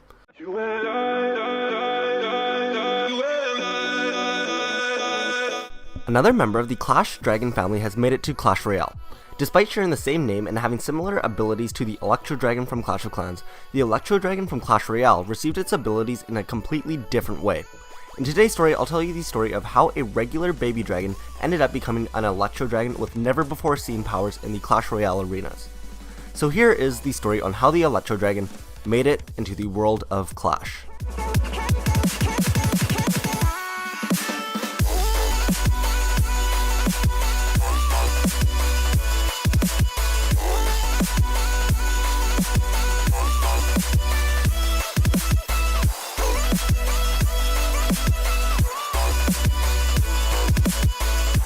The baby dragon has been in the Clash Royale arena since the very beginning of time. And at the very beginning, the baby dragon was arguably one of the most powerful troops in the arena. He was a mini beast that troops in the arena would fear. Now, 2 years later, the baby dragon is still a powerful troop. However, during those 2 years, so many new powerful troops have been added that the baby dragon doesn't stand out as much anymore. This has become really evident to the baby dragon during a particular battle, where the baby dragon was facing off a mirrored copy deck, except instead of the baby dragon, the opponent had the Inferno dragon, where both kings were playing a beatdown golem deck. And every time the baby dragon was put into battle, he was matched by the Inferno dragon on the opposite side. And then the baby dragon would be absolutely destroyed by the Inferno dragon. All the battles weren't even close, where the baby dragon would quite literally get roasted by the Inferno dragon. And every time this happened, the baby dragon just couldn't understand how the Inferno dragon had gotten so much more powerful than him. They were practically the same if it weren't for the Inferno dragon's special barrel full of lava on its back. Then the baby dragon had a realization. He thought that the only reason the Inferno dragon was so much more powerful than he was is because he had some sort of special artificial add-on that increased his powers. He bet that if he had some sort of special add-on too, then he could beat anyone in the arena without a problem. So the baby dragon figured that after the battle was over, he would follow the Inferno dragon to see where he gets his special add-ons from. So the baby dragon knew that the Inferno dragon and all other man-made troops like the Zappies, Sparky, Cannon Cart, and Flying Machines, to name a few, were all made by the master builder at his secret factory. But no troops except for the troops that were just mentioned and then the Inferno dragon, only those troops knew where it was. So after taking a few more beatings on the battlefield, the battle had finally ended and the baby dragon quietly followed the Inferno dragon back. The Inferno dragon didn't go straight to the master builder's factory. Instead, he made a quick few stops at the Clash pub and then stopped by the karaoke club before finally making it to the master builder's secret factory. The Inferno dragon led the baby dragon to a building surrounded by a super high electric fence. And then the baby dragon had no idea where he was, and it was the first time he had ever seen this building in his life before. The Inferno dragon entered the building while the baby dragon watched from behind from afar. Then a few minutes later, the Inferno dragon came out of the building with a fresh refill of the lava in his barrel. The baby dragon realized he was going to have to sneak in to get one of these add-ons, so the baby dragon decided that he was going to have to fly around the back so no one would see him. So he ran around and then flew over the massive electric fence. He then opened the first door he saw and went inside. The room was incredibly dark, but the baby dragon inched his way forward until he bumped into something cold and metallic. Then a jolt of electricity shot across the room.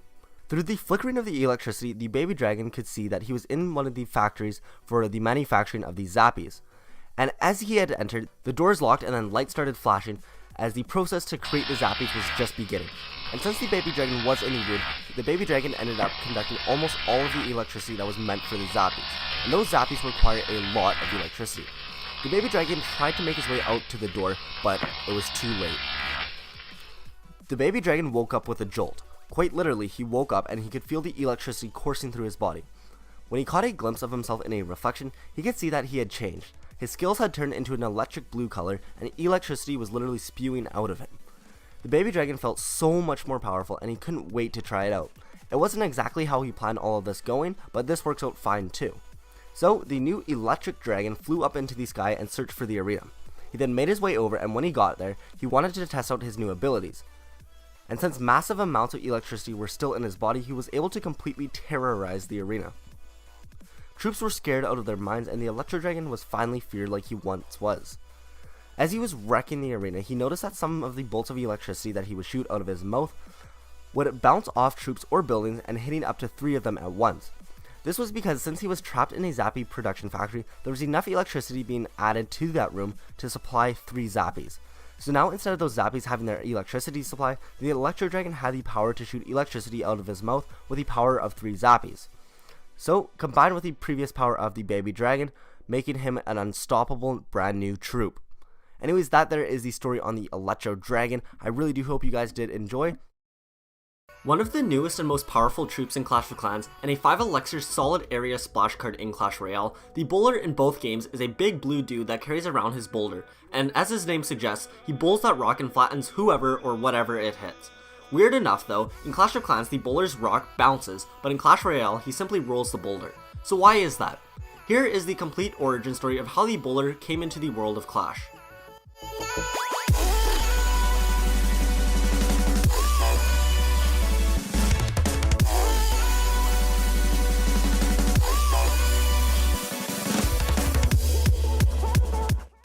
Back on March 21st, 2016, in the Clash of Clans village, one of the Giant's long-lost cousins showed up on the shores next to the Clash of Clans village. Like the Giant, this guy was a big and strong-looking dude, and wore only a tiny cloth, but despite their similarities, there was one massive difference. He was bright blue.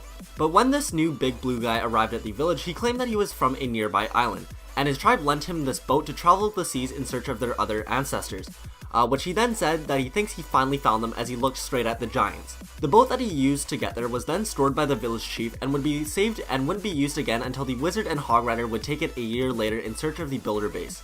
So anyway, as the new blue troop was getting settled into his new village, he often hung out a lot with the Giants. And something that the new blue troop wasn't expecting when he came to the new village was to be one of the smaller and weaker troops there, since back home he was the biggest, strongest, and fastest at everything, but now standing next to the Giants that simply was not the case. And in a competitive spirit, the big blue guy wanted to figure out something that he was better than the Giants at. And coincidentally enough, there was a new character who had just come to the village as well, the bearded strongman, who many of you guys may now know as the Clan Games guy.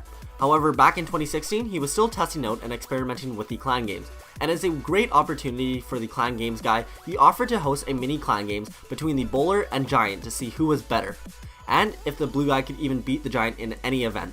So for the first challenge was a simple race, and the Giant won by a long shot, despite some questionable spells being used, but nonetheless the Giant was awarded the win. Next was a strength contest, where both troops went up against a cannon, and effortlessly again the Giant won. And this went on and on and on, where the Giant kept whooping the blue guy's butt in every event, until finally the final event came up. It was a shot put contest. And since the two troops that were competing were absolutely massive, they had to use large rocks rather than small shot put balls. So the Giant went first and tried to pick up one of the large boulders laying around on the village. However, once he tried to pick it up, he just couldn't get it out of the ground. It was way too heavy. So finally having a chance to win an event, the bowler went over to one of the stranger looking boulders and picked it up with ease. This boulder was one of the rare ones that could only be found in the early days of Clash, and the boulder was made from something completely different, and was actually incredibly light, at least by Giant standards. So the big blue guy picked it up and gave it a toss, and instead of just landing, the boulder actually bounced before coming to a stop. And not only was the boulder really light, but it was also super bouncy, thanks to whatever elements or magic made up the rock. So the bowler won that event by a mile and finally found something that he had done better than the giant. So he decided to stick with it and become the best rock thrower the village had ever seen, since it was the only thing he was better than the giants at. And so he did. He even got a special rock carved out to be a perfect sphere with 3 finger holes. And a lot of the villagers noticed that with him throwing the boulder around like he does, he kind of looked like he was bowling. So naturally, they decided to call him the Bowler. But then a few months later, on April 7th, 2016, the Bowler made his first appearance in the Clash Royale arena, except for some reason there weren't enough special boulders to take with him to the arena. So instead he had to settle for a regular boulder. He could still throw this boulder well enough, however it was so much heavier that he had to throw it with 2 hands, and instead of throwing it, he more so rolled it along the ground, since it didn't bounce like the other boulder used to. And that there is the story on how the bowler came into the world of Clash of Clans and Clash Royale.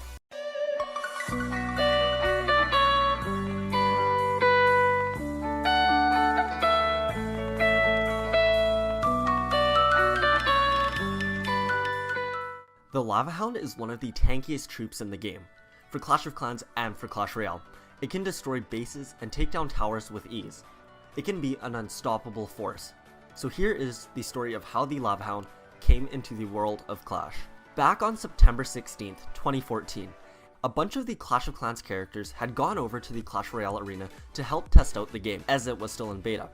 Once the troops got there, the king split them all into 2 teams. They then began to battle it out inside each arena. They started in the Goblin Stadium and worked their way up until they got to the Pekka's Playhouse. Pekka's Playhouse was a lot different than the other arenas, considering it was built on top of a live volcano. You could even see the lava running through the arena at the middle, and there was nothing but a small bridge to help cross it. Once the battle started, both kings sat back and were banking their elixir. Then the Red King started off by playing a max golem in the very back. The Blue King responded by playing a max level 13 Royal Giant in the opposite lane, following it up with some max Elite Barbarians, 2 of the most skilled cards in the game.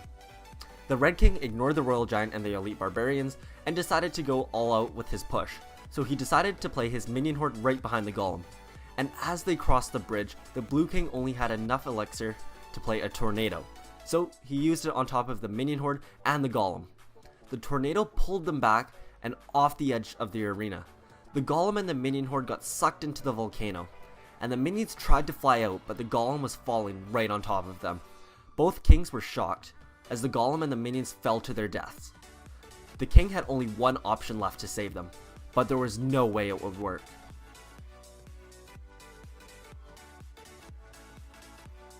As the Golem and minions were falling to their deaths, the Red King had one option left that could save them.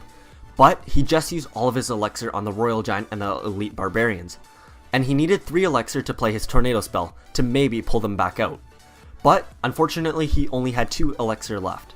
The elixir bar was filling super slowly and it almost looked like it wasn't moving at all.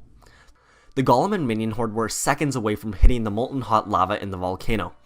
And just as the king had enough elixir to play the tornado, the Golem and minions hit the lava and lava splashed everywhere. Then the Golem and the minions both started to sink into the lava. The Red King no longer needed the tornado spell, but then he looks over at his 3 other cards, and at the very end, he sees a heal spell. So in a final attempt to save his troops, he plays his heal spell right where the Golem and minions fell. At first, nothing happens, but then after a few seconds, some lava comes spurting up, and then from the abyss of the volcano, a new troop emerges. A glowing red-hot flying Golem. The Golem and the 6 minions must have merged together when the heal spell was played. As the new troops flew out, both the kings and the other troops stared at it in amazement. Then someone in the crowd of troops screamed out, "It's a Lava Hound." So now every time the Lava Hound dies in Clash Royale, it spits out the 6 minions that had fallen into the volcano with the Golem. And that there is the story of how the Lava Hound was brought into the world of Clash.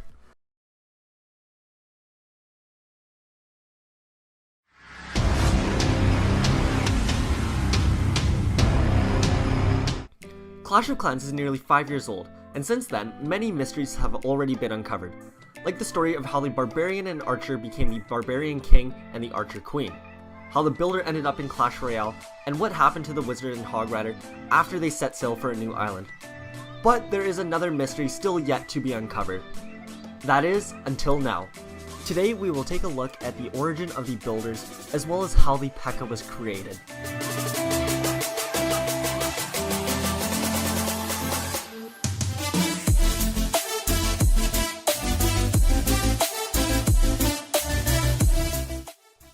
Over 5 years ago, back at the beginning of Clash, there were 2 new troops just introduced to the village. These 2 troops both happened to be dwarves, and they were brothers. The younger brother's name was Bill, and his older brother's name was Dirk. These 2 were extremely competitive with each other, always competing to see who was the better brother. They would compete to see who could run faster, who could build better things, and even who had a bigger hammer. They would compete for literally everything. Anyways, during their first day in the village chief was asking to see what they could do in battle. So they were both sent into battle, where there were barbarians, balloons, dragons, goblins, and archers all fighting around them. Bill and Dirk felt way out of place, and quickly realized that they had no fighting abilities and were basically just standing bait. They had talents in other places though, like building things, and since building something wasn't going to save their lives in the middle of this battle, they quickly jumped out of the way and hid in a bush until the battle was over. When the battle had finished, all the troops around them had turned into a purple liquid known as elixir, whereas the 2 brothers did not. They returned to their village and approached the chief. When the chief saw them, his jaw hung open. He had never witnessed troops come back from a battle before. This was a first. But he wasn't so much impressed as he was furious. He scolded them for being cowards and not fighting with the rest of the army. He even blamed them for being the reason that they didn't get the 3-star. The builders felt awful, and the chief was furious. So the brothers offered to make it up to the chief for supposedly losing the battle for their village. So they offered to build him something that could help. The chief allowed this, but told them that they had until sunset. Otherwise they will both be exiled off the island. So both brothers got to work, attempting to create their best creation yet. And by the time sunset came, they both met the chief outside of his town hall. And then the chief asked Bill to present his creation first. So Bill brought forward a shiny blue piece of armor. And when Bill explained what it was, he said, "Since I cannot fight in battles for you, I created something that can. I present to you the builder's personal electronic killing knight assistant, or for short, the Bibka." Then the builder flicked a switch on its back and the Bibka came to life. He showed what the Bibka could do. It was the strongest troop the chief had ever seen. He could swing hard enough to send barbarians flying, and its armor was built out of the strongest materials that could be found on the island. And the king was extremely impressed. And after he got over the amazing new creation by Bill, he asked Dirk to bring forth his creation. So Dirk unveiled his brand new defense. He called it the Crusher. Sadly, the chief did not look too impressed, and he said, "So you're telling me that your younger brother created an artificially intelligent mechanical robot with super strength, and you made me a giant rock that goes up and down?" After realizing how stupid that sounded, Dirk looked down and agreed. The chief was so disappointed in Dirk that he exiled him into an abandoned island a long ways away. And Dirk spent almost 5 years taking a power nap, trying to sleep off how mad he was that he got kicked off the island while his younger brother got to stay. He swore that one day he would get his revenge, but until then, he went back to sleep. And back to the home village. Even though the chief was furious at Dirk, he was still awestruck at Bill's new Bubka, but he said there was one tiny problem: the name.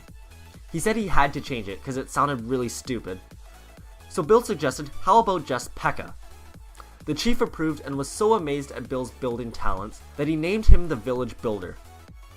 Bill continued to build new structures for the chief and continued to upgrade his greatest creation, the Pekka, making it more and more powerful as time went on. Life was pretty good. Bill got to build things all day, every day, which he loved doing. But as time went on, Bill started getting tired of doing the same thing day in and day out. But the chief continued to force him to work. So the builder had to do something about it.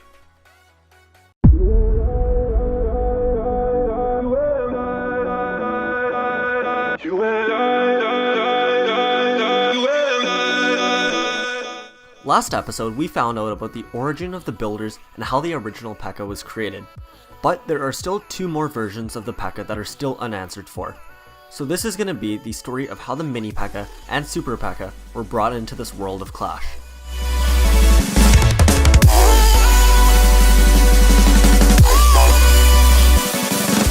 And in case you missed the last episode, here is a very quick recap. Bill and Dirk were both dwarves added to the game. However, they both did not know how to fight. So to please the village chief, they both tried to create something that could really impress the chief. Bill created what is now known as the Pekka, and Dirk created what is now known as the Crusher. The chief was extremely disappointed in Dirk's creation that he exiled him off the island, and Bill ended up becoming the village's official builder. However, after years of working for the cruel chief, he started to regret making the choice to become the village's builder. And now for the continuation. Welcome back. So even though the builder didn't like his job in the village, he decided to put up with it for the time being. But the thing that really got him through this was the fact that he learned how to clone himself and create 4 other builders. But we'll explain that in another story. As the years went on, he continued to do the same old job day in and day out. However, about 5 years later, he finally reached his boiling point. But first, let's head over to where the other builder, Dirk, was exiled. After almost 4.5 years, Dirk finally woke up from his extremely long slumber and realized that he was on some mysterious island. Even though he was sleeping for almost 5 years, he still clearly remembered how his brother showed him up and created some super cool new mechanical robot called a Pekka. Even though Dirk was super impressed with his creation, he also felt super betrayed that he got exiled, whereas Bill, his brother, got to stay back in the main village. So Dirk promised himself that one day he will return to the village with the biggest and best creation the village has ever seen in their lives. But the only problem was that he still had to create this new super creation. He still didn't even know what he wanted to make. So first, he decided to make his house. He got to work and finished his first building, the Builder Hall. And once he was done creating that, he decided to create a laboratory as well, that he would use to create his new creation. However, after a few days, and even weeks, his mind was still blank, and he had no good ideas. But then one day, he had a flashback to when he got exiled. He remembered seeing his brother's creation, and how magnificent it looked. However, he felt that there was something missing to it. So then it hit him. I'll just create a bigger and better version of the Pekka. So he quickly got to work gathering all the resources he could find, and he worked hours on end. He worked many days without even sleeping, so determined to finish his project. And then about 14 days later, he added the finishing touches to his creation. And then he went outside to await and see what the final product looked like. Then, out of the smoke emerged Dirk's version of the Pekka. When it got out of the building collapsed behind him. This new creation was a powerhouse. 5 seconds after being born, he already destroyed a full building. Dirk could not have been happier. But then once the smoke settled down, a tiny blue metal robot came running out. This was no Mega Pekka. This was just a tiny little mini Pekka. Dirk's smile faded. He was no longer proud of himself. All he felt was a shameful feeling in his stomach. He was so ashamed of his mini Pekka, and then weird enough, another mini Pekka came running out of the rubble. There were 2 mini Pekkas standing in front of Dirk, and then Dirk realized what must have happened. He had added enough materials to create a full-size Pekka, but the laboratory's machinery must have had insignificant energy to combine them all. So instead of making one full-size Pekka, it split them up into 2 mini Pekkas. Dirk was unsure of what to do, since he had no other way of getting more energy sources, and besides, the mini Pekka destroyed all of his equipment and his house. So he had nothing left, and all the trees in the forest were going to take years to grow back. So he decided to take his boat to a nearby village and hope for the best. When he got to a nearby island, the first thing that popped out at him was a giant arena where he could hear a roaring crowd inside. There was some sort of battle going on between 2 separate sides, the blue team and the red team. Dirk sat and watched the first match, and after the match was over, he confronted the king and asked him if he could spare any resources to build a new house and possibly supply any extra energy. The king replied asking what happened to his old home, and Dirk told him what had happened, how the mini Pekka destroyed his house and now they were homeless, and how he has no materials left to build a new house. The king, who was actually impressed by this, offered Dirk a deal. He said, I'll tell you what, I will give you all of your necessary resources that you need for your house, and then I'll even triple that, and give you even more for any future projects you might have in mind. However, I do not have anything that can help you with your shortage of energy, and all I want in return is one of your mini Pekkas. If that thing can destroy buildings as easily as you say, then I think it can help us win way more battles. Dirk thought about it for a second, and then realized that he has 2 mini Pekkas, so why not just give up one? Besides, one destroyed his house, so he didn't really want to be around him anyways. So Dirk and the king made their trade. And then Dirk went back to his island, and the king became an unstoppable force with a new Pekka, with a new mini Pekka. Once Dirk got back to his island, he quickly rebuilt his house and started working on some new plans for his Pekka 2.0. Once again, he worked for weeks on end, but he still could not think of any solution to prevent the machine from making 2 mini Pekkas instead of 1 super Pekka. He was about to lose hope, but then one day a broken ship washed ashore. Unfortunately, a wizard and hog rider had both turned to elixir, and what was left was the hog rider's hammer and the wizard's cloak. Dirk picked up the hammer and the cloak, and inside of the cloak was a bottle of blue liquid in it. The liquid was buzzing with electricity, and Dirk thought that this must have been the lightning spell. So he took it back to his lab, brought the mini Pekka in with him, and this time added the whole bottle of lightning to the mix. He turned the machine on and stepped out again. The machine started to shake and smoke again, before finally coming to a stop. This time the building exploded from the inside as a gigantic Pekka stepped out. This Pekka fused with the lightning spell and was just radiating energy, and when he stepped outside, Dirk's mouth hung open, and he quietly whispered to himself, "It's a super Pekka." July 29th, 2013. It was another regular day in the Clash of Clans village. Troops were just coming back from a hard day of training and battling, and were heading to the village bar. The bar was run by a group of wizards who were also the village alchemists. As the troops started to pour into the bar, a witch came in behind everyone else, and she seemed to be dragging herself through the door. She sat down in the nearest seat, and then one of the wizards came over to see what she wanted to drink. She replied with, "I'll have the same as always." So the wizard went to go fetch some dark elixir. When he got back, the witch looked even more upset than before, so naturally he asked her what the matter was.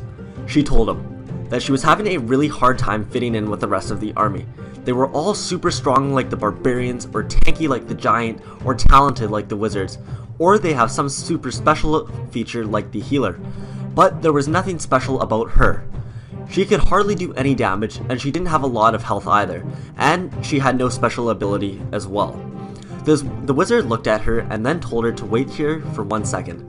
He grabbed her drink of dark elixir and then ran off to the laboratory to grab the rage spell, so that the witch can become bigger, better, faster, and stronger.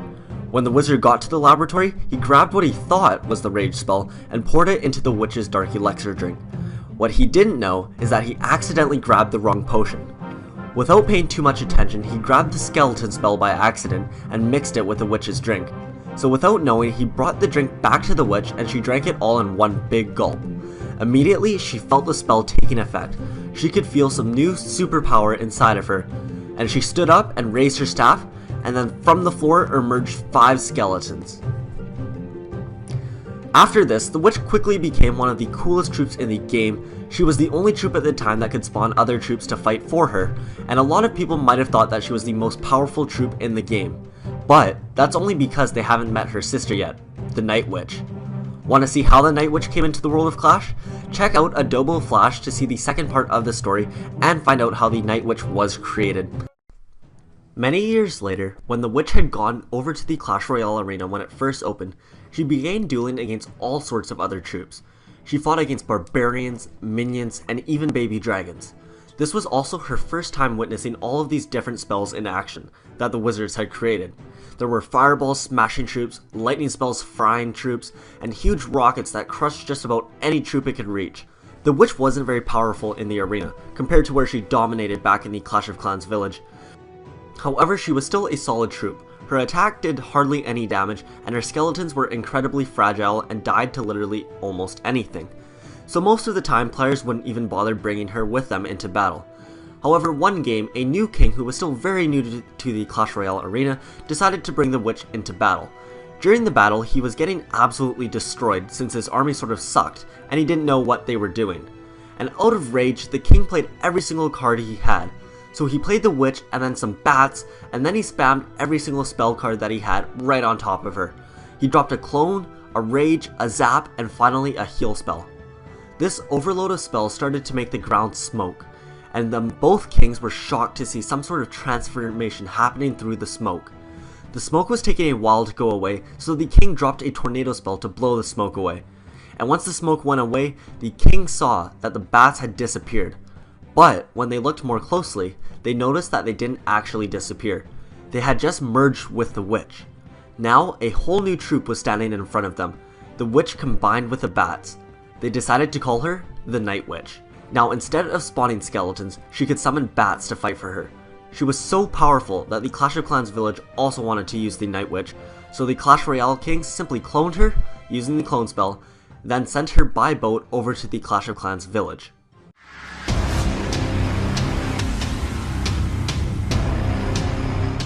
A few days ago, the most important yet underrated troop in the game vanished from our villages, and everyone has been wondering two major questions. So today, I am going to tell you the story that answers both of those questions. Why did the builder leave us, and where did the builder go?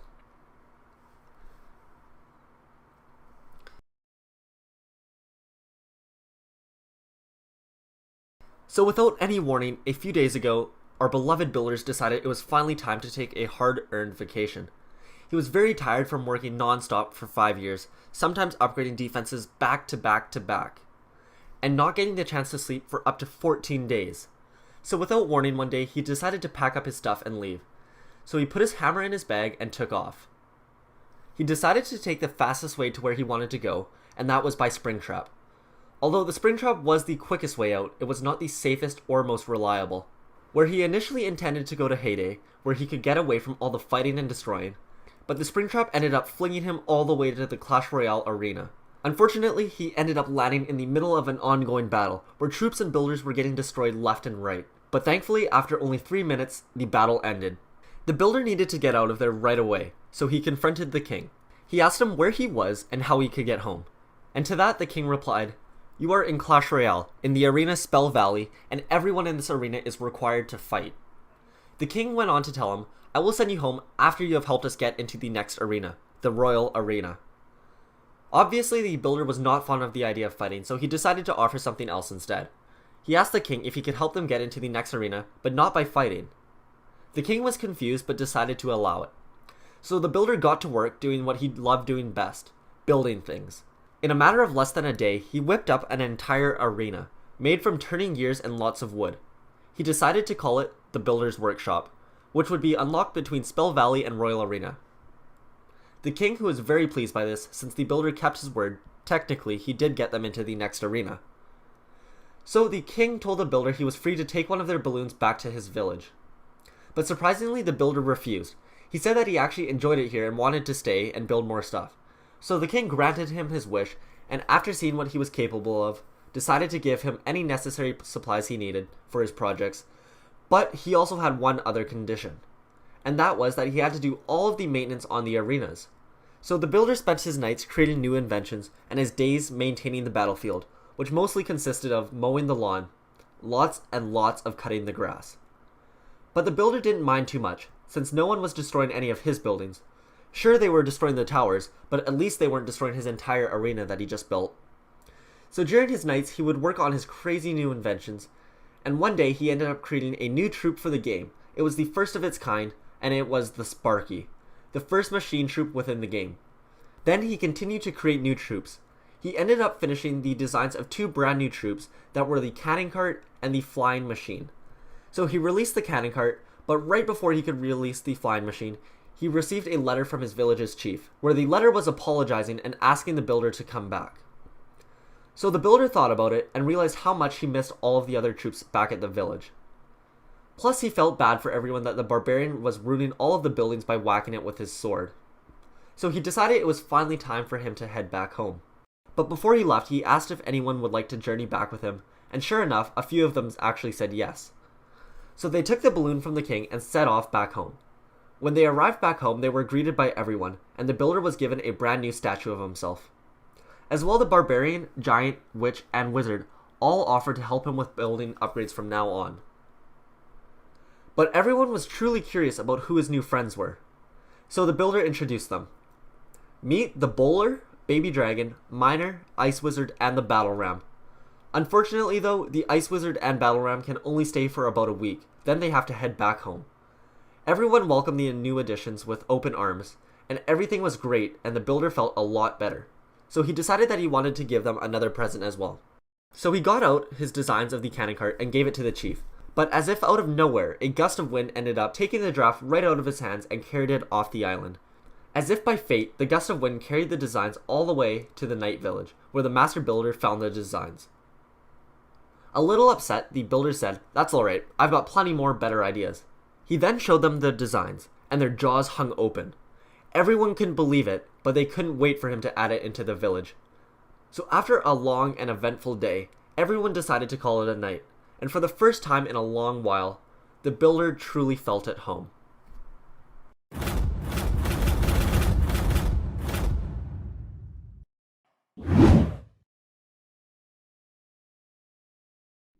The healer is one of the 10 original troops that were in Clash of Clans when it was very first released to the world.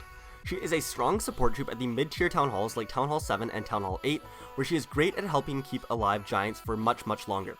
Then once moved on to Town Hall 9 and above, she is most known for her role that she plays in Queen Walk attacks, where they stick to her like glue and do their best to ensure that she doesn't die. The healer is likely the most unique troop in all of Clash of Clans, as she is the only support troop in the village. She does no damage, and by herself she is useless. However, add her to most armies, and she can change the entire outcome of the battle. Being a support troop, she is often forgotten or not given enough credit, but in today's story, we're going to give her the spotlight, and I'll tell you my version of how the healer came into the world of Clash.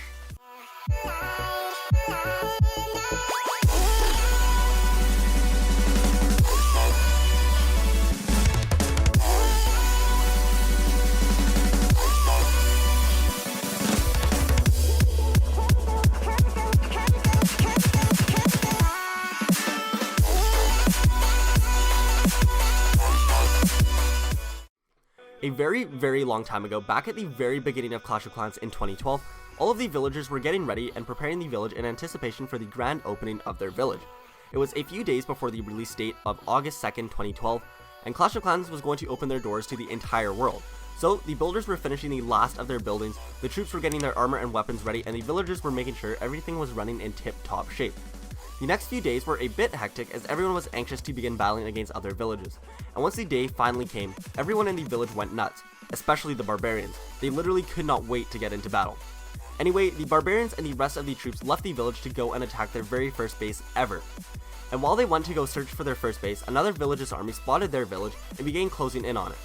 As they prepared to attack the village, all of the builders and villagers ran into their builder huts or the town hall to save themselves. But for some reason, one single villager stopped outside of the town hall rather than going in. The rest of the villagers urged her to join them inside, but the villager refused. She told them that they would destroy our town hall with all of you guys inside. You'll all die. Now, of course this wasn't true, however, at the time, the villagers did not know this, and Aurora, the name of the villager who refused to go inside, stood outside the town hall as the doors were closed and locked shut. She turned around to face the oncoming army. She picked up a weapon off of the barracks weapon rack, and then the army quickly made work of the village, and after they finished off all of the village's last defenses, they approached the town hall. Aurora stood in front, guarding the town hall, quite pathetically might I add, and then the troops stopped before attacking, and humorously looked at Aurora, an unskilled and pathetic last defense to the town hall. Then nervously, Aurora yelled at the army, "Stop, or face my wrath." Then she started doing a bunch of practice kicks and tried her best to intimidate them with her combat skills. Obviously, none of this stunted the army for even a second. However, they did watch and laugh at the pathetic villager who was attempting to stop an entire army all by herself. After getting a really good laugh out of it, the army had finally had enough and decided it was time to just end it, since time was running out of the battle anyways. The army quickly marched forward and effortlessly took out Aurora. Unfortunately, unlike the rest of the troops in the village, villagers could actually be killed and were not able to be brought back to life through the barracks. And the rest of the villagers saw this from inside the town hall. They all screamed out, "No!" and couldn't believe she just sacrificed herself to protect all of them. And without having much time to dread on the death of their friend, the army continued to close in on the town hall. The rest of the villagers sadly accepted their fate. However, right before the army could make it to the town hall, they just turned around, and it turns out that the time limit for the battle had run out, and Aurora's attempt at intimidating them had distracted them long enough to save them from all being killed. So the rest of the villagers came running out and decided that they needed to have the most respectful and significant funeral ever for Aurora, who had sacrificed herself to save everyone else. So before the village's army had come back, the villagers and builders had dug a small grave and buried Aurora. They then said a few words about her bravery and how they will always respect and remember what she did for them. Then shortly after the funeral had ended, the village's army had returned home from their battles. They were all in very high spirits as they had just won the majority of their battles.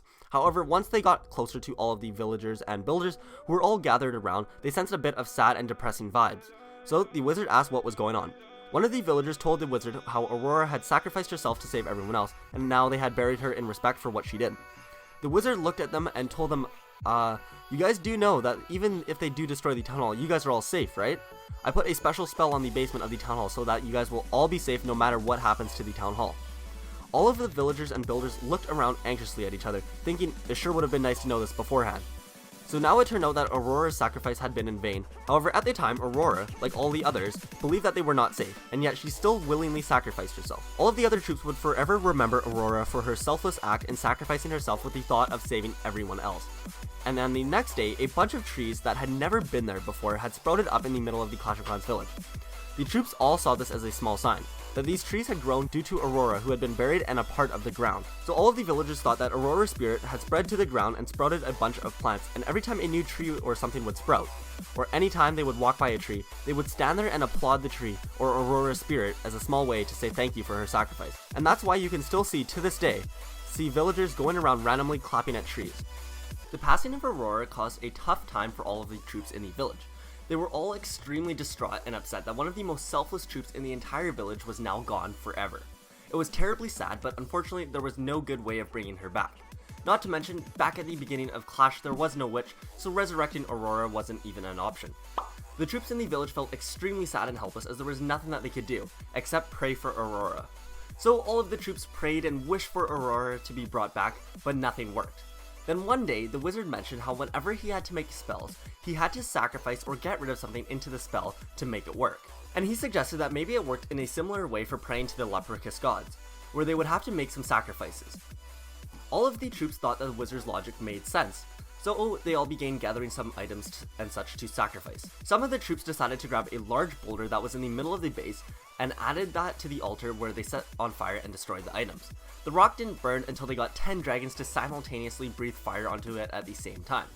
And after the rock was successfully sacrificed, the wizard came by and told the troops, "Oh, by the way, I forgot to mention that the more powerful the items you sacrifice, the more likely the gods will be able to hear you.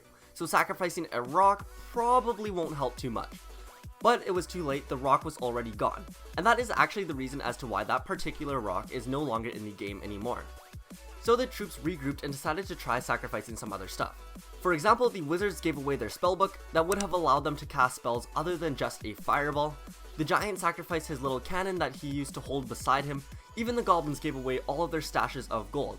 That was just how badly everyone wanted Aurora to be given a second chance at life. They all brought their sacrifices to the altar by the campfire that was closest to the water, and then they began burning all of their sacrifices. They then ushered a little prayer under their breath, asking the leprechous gods to bring Aurora back to life. Thankfully, it was a quieter day, and the leprechous gods were able to hear their prayer. Unfortunately though, they couldn't simply just bring Aurora back to life, otherwise the villagers would expect this anytime any important troop died. And so rather than just snapping their fingers and poofing Aurora back into the village as if nothing had ever happened, instead they decided that they would have to resurrect her, but not as her old self, but rather as something new, something that represented exactly what she stood for, and something that the rest of the troops could look up to her for. So when the leprechous gods resurrected her, they turned her into an angel, to represent how selfless and caring she was. And to top off the angel look, they gave her 2 angelic wings so that she could fly around freely. But the biggest part that they added for her was a special power, where they gave her a special healing power so that she was selfless and always trying to protect and help others, like when she sacrificed herself for the rest of the villagers. So shortly after all of the troops finished their sacrifices, they all looked to the sky in anticipation for the leprechous gods to grant their wish. So they sat there and waited, but for a little while nothing happened. They were just staring at a blank sky. But then finally, after the leprechous gods were finally done resurrecting Aurora, she came floating down from the sky in front of all the awaiting troops. Aurora greeted the rest of the troops as they all stood there with their mouths hung open, not believing that this actually worked. Aurora was welcomed back into the Clash of Clans village with open arms and was almost praised as a hero. And no more was she just a regular old villager. After showing her bravery in battle, the village chief asked her if she would like to join the army, but not to fight, but instead to use her new healing powers to help keep her fellow troops alive. Aurora agreed to help. She figured now that she has all these amazing abilities, she may as well use them for the good of the army.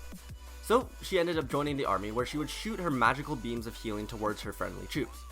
She was obviously beloved by all and everyone's favorite to have in the army camp with them. And then not only was she loved in attacks, but she was also helpful back at the village, where she would use her abilities to help the wizard make some heal spells, so that when she wasn't able to be in the attack with the army, they would still be able to use some of her healing abilities.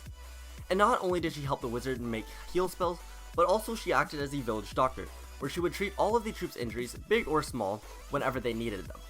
And things went on like this for a very long time, where the healer was the backbone of many attacks, whether it be keeping big groups of troops alive or keeping the most valuable hero, the Archer Queen, alive during battles. And that there is the story on how the healer was brought into the world of Clash. Who would have thought that by adding a harmless healer into the chaotic Clash Royale arena that she would tear it up and start wrecking opponents?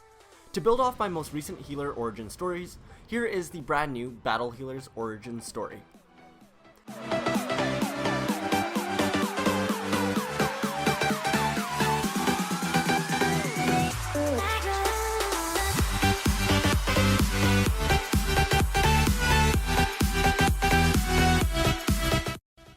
For many years, the healer has been beloved by her village and fellow troops.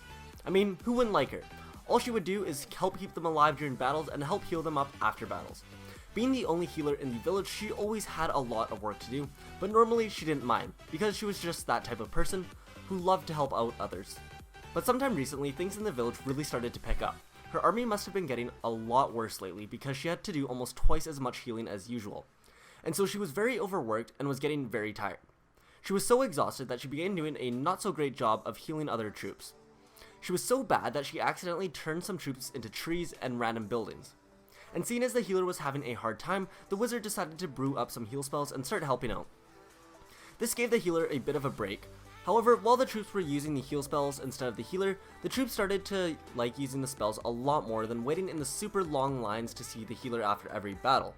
This potion just went down easier and was way more convenient for them, and so they decided to like that better. They liked the wizard's healing potion so much more, and the village chief even started using her less in battles because the heal spells were just better, and then they saved more space in the army camps. Not to mention, the village chief also started using her less in battles since he began thinking that the healer was just too fragile to be used in battle. The healer felt betrayed, because she had spent literally all of her time healing up the other troops, and as soon as they finally found some alternative to her, they just completely abandoned her like that. As if everything she's done for them meant nothing. She felt like none of them even liked her, and were literally just using her for her healing abilities. There were still, however, some troops who continued to use her abilities, and were genuinely thankful for her. So for that reason, she still stuck around the village for many years after. However, during one special event, the Ice Wizard came to visit the Clash of Clans village for a little bit. During that time, he spent a lot of time with the healer, because he was being used a lot in battles and obviously getting injured during them. And so he would see the healer to heal his wounds after battles. The healer got to talk a lot with the Ice Wizard, and he would tell her all these stories about what it was like at the Clash Royale arenas. They ended up spending so much time together that they became really good friends. And once the Ice Wizard's time was done at the Clash of Clans village, he invited the healer back to the Clash Royale arena with him to see what it was all about.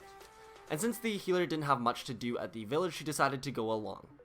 And since the Ice Wizard was a legendary card, the king especially liked him and even offered to let the healer try out a single battle. The healer was really excited to finally get back into some battles, so the king gave her a set of princess armor to help protect her out there, and then she headed out onto the battlefield with no weapon. But as soon as she got out there, she started doing what healers do best: healing. At first it wasn't bad because she was healing her own team's troops, but as the battle progressed, she started to heal the enemy's troops too. The king was watching all of this unfold and couldn't believe what he was seeing.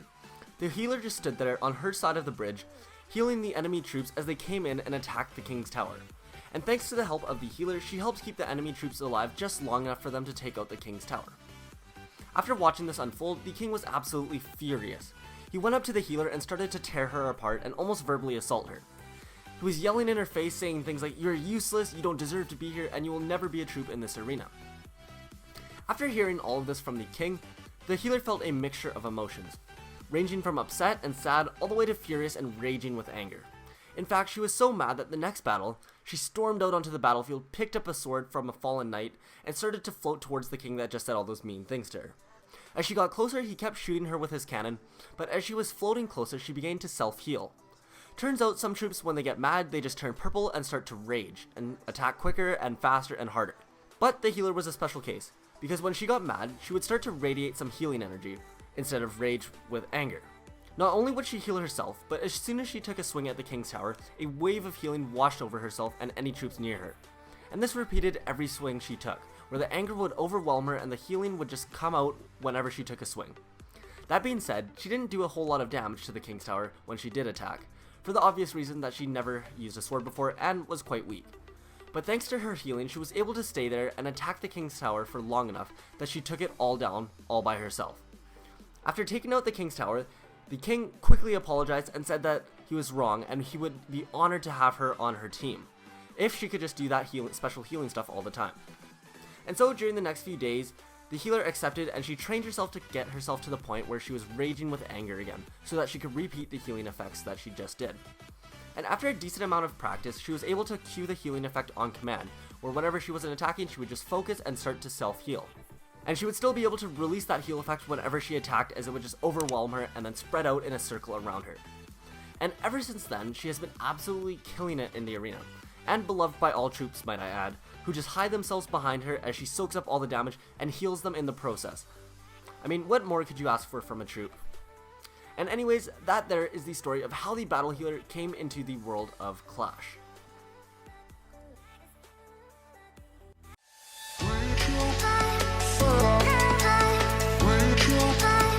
The Barbarian Barrel, which is the newest card coming to the Clash Royale arena, is a bit of a combination between the Goblin Barrel, the Log, and the Barbarian. But the real question that even Supercell has is, how did the Barbarian even get in the barrel? So in today's video, I wanted to go over what I think happened to the Barbarian, and also while we are on the topic of the Barbarian Barrel, let's go over how the Goblins got stuck inside of their Goblin Barrel as well. So here is the Goblin Barrel and the Barbarian Barrel's origin story.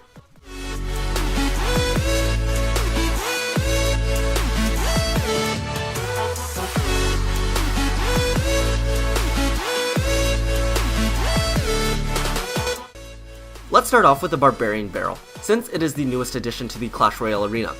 So in the middle of a very heated battle, each side was playing a bit of off-meta decks. The red side was playing an all-out bait deck, and the blue king was playing with a really weird Barbarian party deck. But nonetheless, it was a really close match, where the blue king's Barbarian deck was winning with 1 tower. And at the very end of the game, the red king, out of pure desperation, sent in a mirrored Goblin Barrel, but anticipating the Log, instead of sending it right on the tower, he sent it in the corner of the arena to avoid it. But the blue king, who was 1 step ahead, was able to read where he was sending the barrel, and he anticipated by playing a group of barbarians in the corner to take out the goblins. And as if, a 1 in a 1 million chance, one of the Goblin Barrels landed directly on top of a barbarian. The barbarian's rock hard head ended up smacking the bottom of the barrel, and his head actually went straight through it, knocking all 3 goblins out of the barrel. Luckily, no one was badly hurt. However, the barbarian was now completely stuck inside of the barrel. Unable to move his arms or legs, he was wedged in there pretty darn good. All of this happened in the blink of an eye, so neither king even realized what had happened yet. And the red king was already in the process of playing his clone and rage spell on top of the Goblin Barrel. And similarly to what happened to the Log, the rage spell spilt on top of the still intact Barbarian Barrel. Then, like the Log, it began rolling and crushing everything in its path. But then once it stopped, a barbarian would pop out, dazed and confused after rolling and spinning in the barrel. He just starts attacking the nearest enemy. And that is how the barbarian got stuck inside of the Barbarian Barrel. Now, where on earth did the Goblin Barrel come from? Well, the Goblin Barrel has been inside of the game much longer than the Barbarian Barrel. In fact, the Goblin Barrel has been inside the game since the very beginning of games, since it was in beta. So back then, the wizards were still brewing and trying to create new spells for the arena. So far, they had already created the Fireball, the Lightning spell, the Mini Lightning called the Zap, the Arrows, the Rocket, and the Freeze spell. But they still hadn't created stuff like the Tornado, the Graveyard, or anything like that. But the wizards really wanted to try and create something really unique. A truly unique spell that could cast a live troop onto the field. Something like the Miner, but this was before that time, so they were still trying to work on that. So at first, the wizard tried to stuff a bunch of skeletons in a barrel, and then fire them across the arena since they were technically already dead. They couldn't die. But every time the barrel landed, the skeletons would just fall apart into a pile of bones. Then the wizard wanted to try it with barbarians, since they didn't seem to be hurt by anything. But unfortunately, the barbarians were just too heavy and fat that they couldn't even fit them inside of the barrel. And even if they did, they couldn't get them off the ground. Then finally, the wizard came around to using goblins. The wizards had no problem using goblins, since he still held a grudge against them for their time back at the Clash of Clans village, where the goblins were stealing all of the village's loot, and just overall super greedy. So the wizard grabbed as many goblins as he could, which was 3, and he stuffed them into the barrel. Then he used his magic and sent the barrel flying towards the other tower. And that there was the beginning of the Goblin Barrel's Clash Royale career.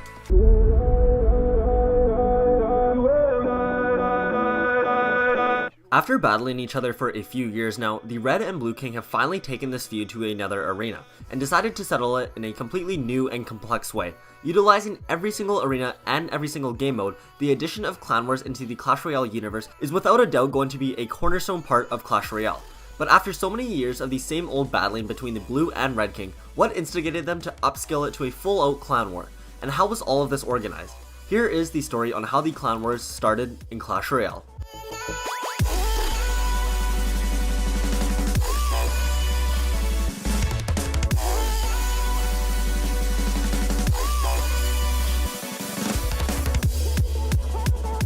Ever since the beginning of the game, even back in beta in 2016, the Red King and the Blue King have been furiously fighting against each other for no apparent reason, other than their color. And since their very first battle way back in 2016, they have had countless more fights since, likely having fought in more than 1 trillion battles.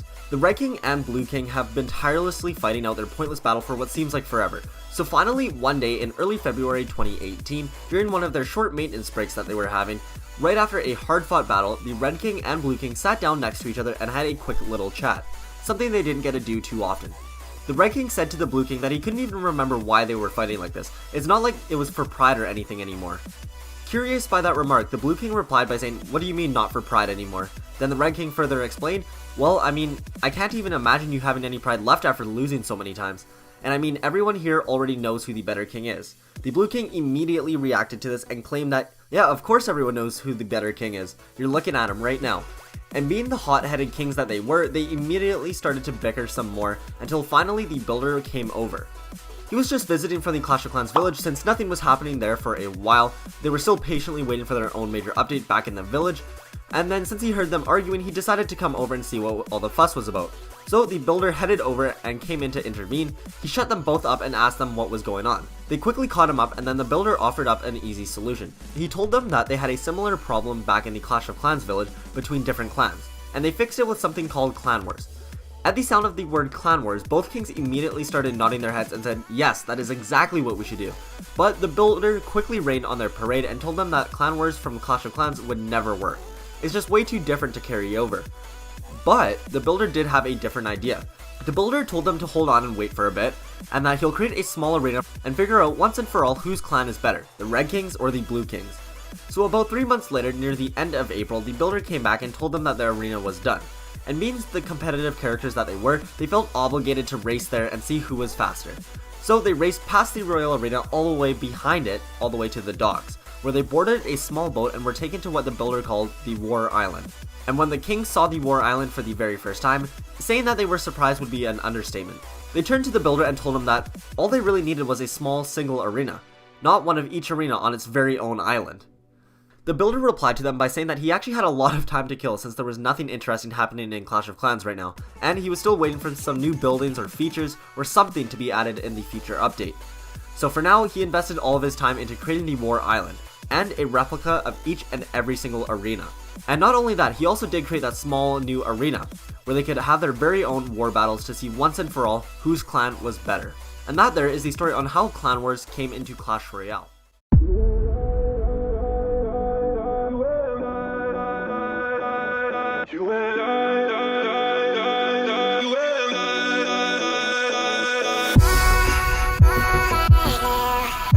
The Clash Royale arena is home to some of the most high-skilled and talented troops in the entire Clash universe, with each troop specializing in their own unique strengths and having different abilities that separate them from each other.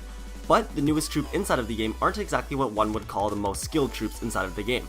The new royal recruits appear to be clumsy old regular villagers who just so happen to wind up inside the arena. So how did the regular old civilians end up becoming known as the royal recruits? And later on, how did the royal recruits get promoted to become the knight and the dark prince? So here is the origin story on how the royal recruits came into the world of Clash.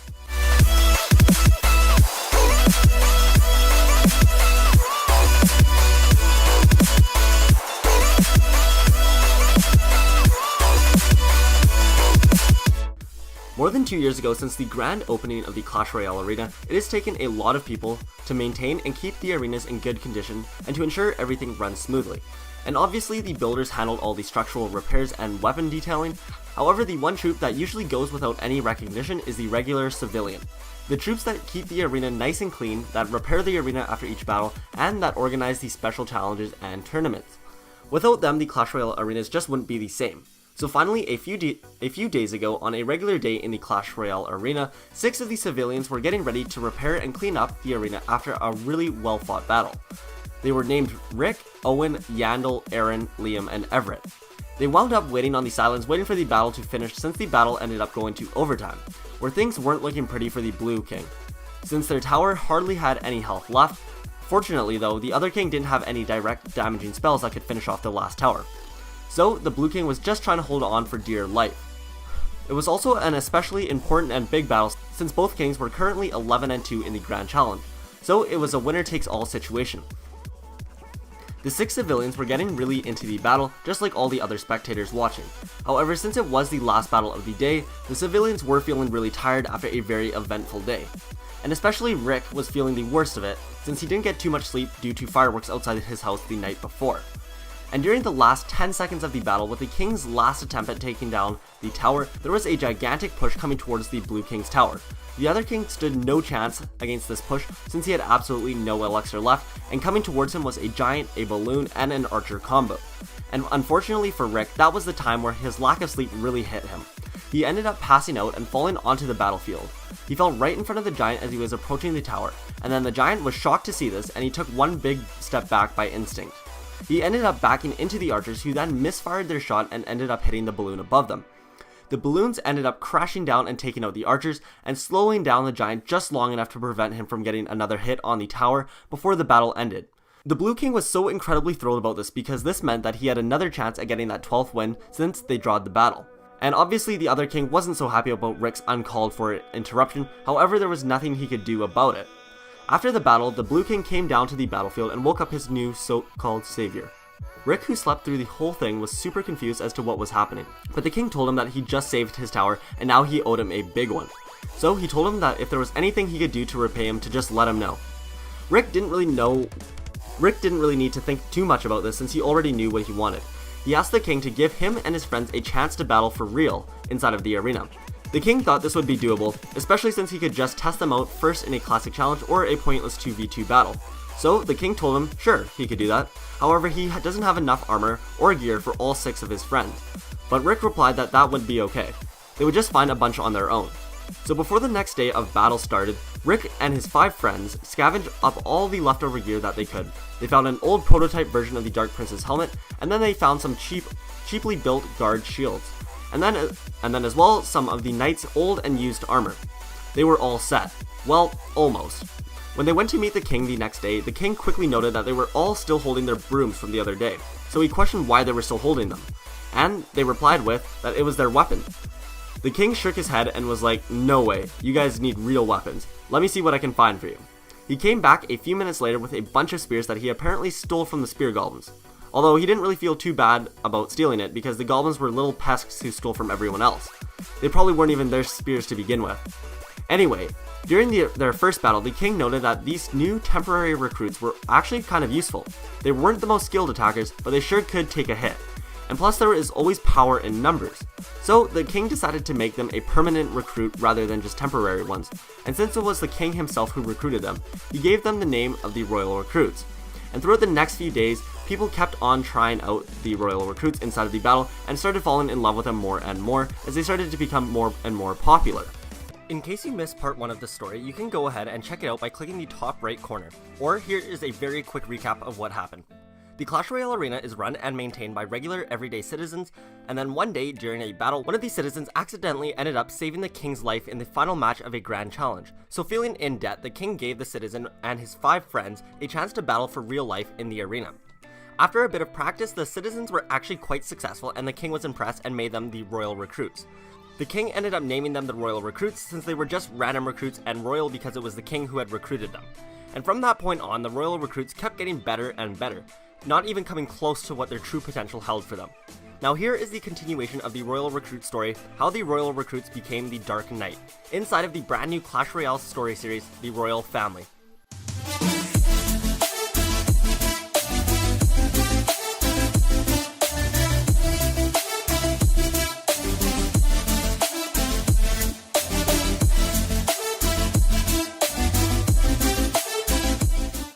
After the Royal Recruits had been accepted into the arena permanently by the kings, they quickly became one of the favorite troops to use. They were incredibly annoying to play against and were a bit overpowered, and as time went on they became better and better. They were just getting started and had so much more to offer to the Clash Royale League. Even with their hand-me-down crappy armor and weapons and lack of experience in the arenas, they were still dominating their opponents for the most part.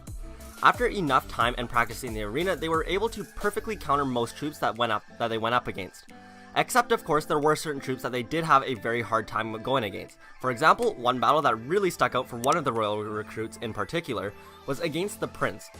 The royal recruit's name was Owen, and it just seemed that every time he would enter onto the battlefield, the prince would just come charging at him and absolutely destroy him. Now, usually this would be no big deal because stuff like that happens all of the time in the arena, and besides, usually his buddies would finish him off later anyways, and it is a team sport, so it didn't really bother him too much. But for some reason, this one in particular really seemed to make Owen mad, because the same thing happened over and over and over and over again, repeating more than 5 times in a row. So naturally that made him pretty angry, and he may have also come in accidentally contact with a rage spell, so that could have possibly added to his anger. So anyway, after getting his arse handed to him, Owen and the rest of the royal recruits, as well as the rest of the Clash Royale troops in the arena, all decided to head to the Clash bar after the battles were all done for the day. Everyone was already there, hogs were serving drinks, skeletons were trying their best to drink the elixir, bowlers were bowling, and all the other troops were socializing. The recruits all walked in together and ordered a few rounds of drinks, which in everyone's case was just regular old elixir. Owen ordered a few more drinks than everyone else because he was especially upset about how the day went, and he couldn't help but keep thinking back to how he got embarrassed by the prince in the battles that day. And while he was drinking, he looked over to his right and saw that the prince was there talking and laughing with all of his friends. He was pretty popular, being one of the royal troops and being the prince to the king. He looked like he was having a great time, as he was also celebrating another successful day in the arena, and Owen really envied him for all of this, and he thought to himself that this was BS. He could easily take on the prince if they were just on an even playing field. The prince's pony gave him an unfair advantage, plus he had all of the best armor and weapons in the entire arena. So Owen thought, what if he could fight the prince next time where they each had the same armor and no pony? Then he could for sure show him who was really the best. But before he could even think about how he was going to do that, he realized that he couldn't just steal the prince's pony, since he would just as easily be able to grab another one from the royal stable. So rather than making it so that the prince didn't have a horse, he thought maybe he could make it a fair playing field just by getting his own pony and upgrading his armor. So before he went home for the night, he went outside and stole the prince's pony. Well, at least he tried to steal the prince's pony, because he actually wasn't able to steal the pony because the pony was extremely loyal to the prince, and he refused to go anywhere with Owen. And while Owen was trying to get the pony to go with him, the witch came outside and saw what he was doing. She went over to Owen and told him, "If you want this pony to follow your command, I know a spell that can do that for you, but in exchange I'll need something from you in return." Owen thought about it. He really wanted to be given the best possible opportunity to succeed in the arena and show the prince what he could really do. But at the same time, he knew that the witch was a dark-minded troop who could possibly ask him to do something really bad. But after pondering it for a little bit, he came to the conclusion that he didn't want to live the rest of his life in the arena getting ragdolled by the prince or any other troop for that matter. So he turned to the witch and told her, "What do you need from me?" Once Owen asked the witch what she wanted him to do, a creepy, satisfied smile grew on the witch's face. She turned to Owen and said, "Perfect. In return for my spell, all I need you to do is go and steal me the power potion from the Clash of Clans village. This one spell was specifically created by the builders and wizards, and for some reason I just can't recreate it. And I would go steal it myself, but they have the village on high lockdown ever since my last attempt, and they're keeping their eye out for me. They think I'm going to attack their village every time I show up, so that's why I need someone like you, who isn't actually a threat to the village and isn't a known troop to the Clash of Clans village. So all you have to do is sneak in there and grab me one simple power potion from the clan castle magic item storage, and then I will grant you the spell to get your horse to obey you without any hesitation." Owen thought about it. He knew that what the witch was asking could be quite dangerous and stealing is considered super wrong, but he also really wanted to be given the opportunity to be better in the arena. So finally he decided that yes, he will go and steal the power potion for the witch. So he and the witch shook hands and the witch explained in more detail exactly where to go and how to get it. And then he departed for the Clash of Clans village. The village wasn't too far away, nor was it too hard to find. He just had to follow a simple path and then listen for the sound of cannons firing and barbarians yelling. When he came across the very first village that he saw, he crept up behind the walls and began scanning for the so-called clan castle magic item storage. He gazed around until his eyes locked on a building that looked exactly like the witch had described to him. He also noticed how this clan castle seemed to be pretty central to everything. Plus, there were troops roaming all around it because the army camps were pretty much surrounding the clan castle from all sides. So he was going to have to wait until nighttime to get in there without being seen. So he went and sat in the forest while he waited for the sun to go down. When the sun had finally set, he went back to go and check on the clan castle, but unfortunately it looked like the troops here didn't really sleep, since the village could attack or be attacked at any point during the day, 24/7. So Owen was going to have to find another way in without being seen. Lucky for Owen, he noticed that there were some gold mines very close to the clan castle, and thanks to some information he remembered the miner telling him a long time ago, apparently all of the gold mine tunnels were connected. So all he had to do was find a gold mine on the outside of the base and then follow the tunnel to the gold mine by the clan castle. So he looked around until he finally came across a gold mine, and he went down into the tunnels, and then after a bit of walking, he poked his head up in one of the other gold mines, and boom, he was standing right outside of the clan castle. He walked inside and grabbed the power potion that the witch had described, and then he turned and dashed out the door and back into the mines without being seen. He popped out again outside of the walls, and then he began making his way back to the Clash Royale arena. On his way back, Owen had a lot of time to think. He mainly thought about how his entire life he had never done a single wrong thing before, and now here he was being corrupted by power and becoming a thief. But nonetheless, the deed was already done and he was already on his way back. But even with that, the thought of corruption that had overtaken his mind was still sitting at the back of his head. Anyway, when he finally got back, he handed the witch the power potion as they agreed, and then the witch got ready to follow through on her end. And then she handed one small bowl of the spell to Owen and then gave the other small bowl to the horse. As they both drank the spell, they brewed the special spell for Owen and the horse, which explained that by each of you drinking the spell, it will connect you guys mentally, and you will be able to work in perfect synchronization, just like the prince and his pony. However, since Owen had his mind so focused on the bad things that he had just done, the spell ended up reacting a bit differently with him, by giving him a bit of a dark essence. Nothing too much, but just enough to give him that dark beam. So now that Owen was able to work perfectly with his horse, the only thing that was missing was high quality armor to put on the same level as the prince. Then the witch used her power potion on herself and she got a nice little buff. And then Owen went off to go find where else he could get the best possible armor. And where else to get the best possible armor other than from the builder himself.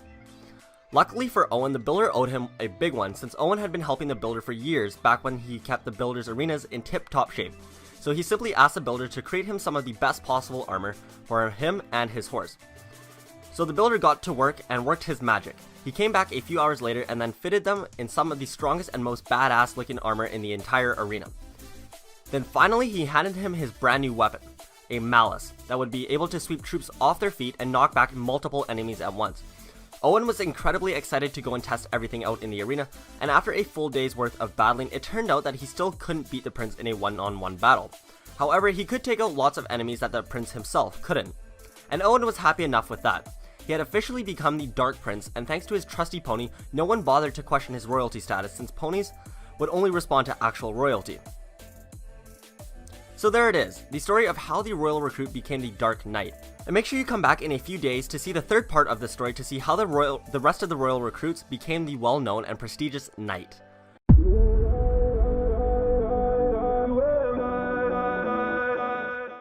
The goblins have been around Clash for an extremely long time, ever since the beginning of Clash of Clans almost 6 years ago.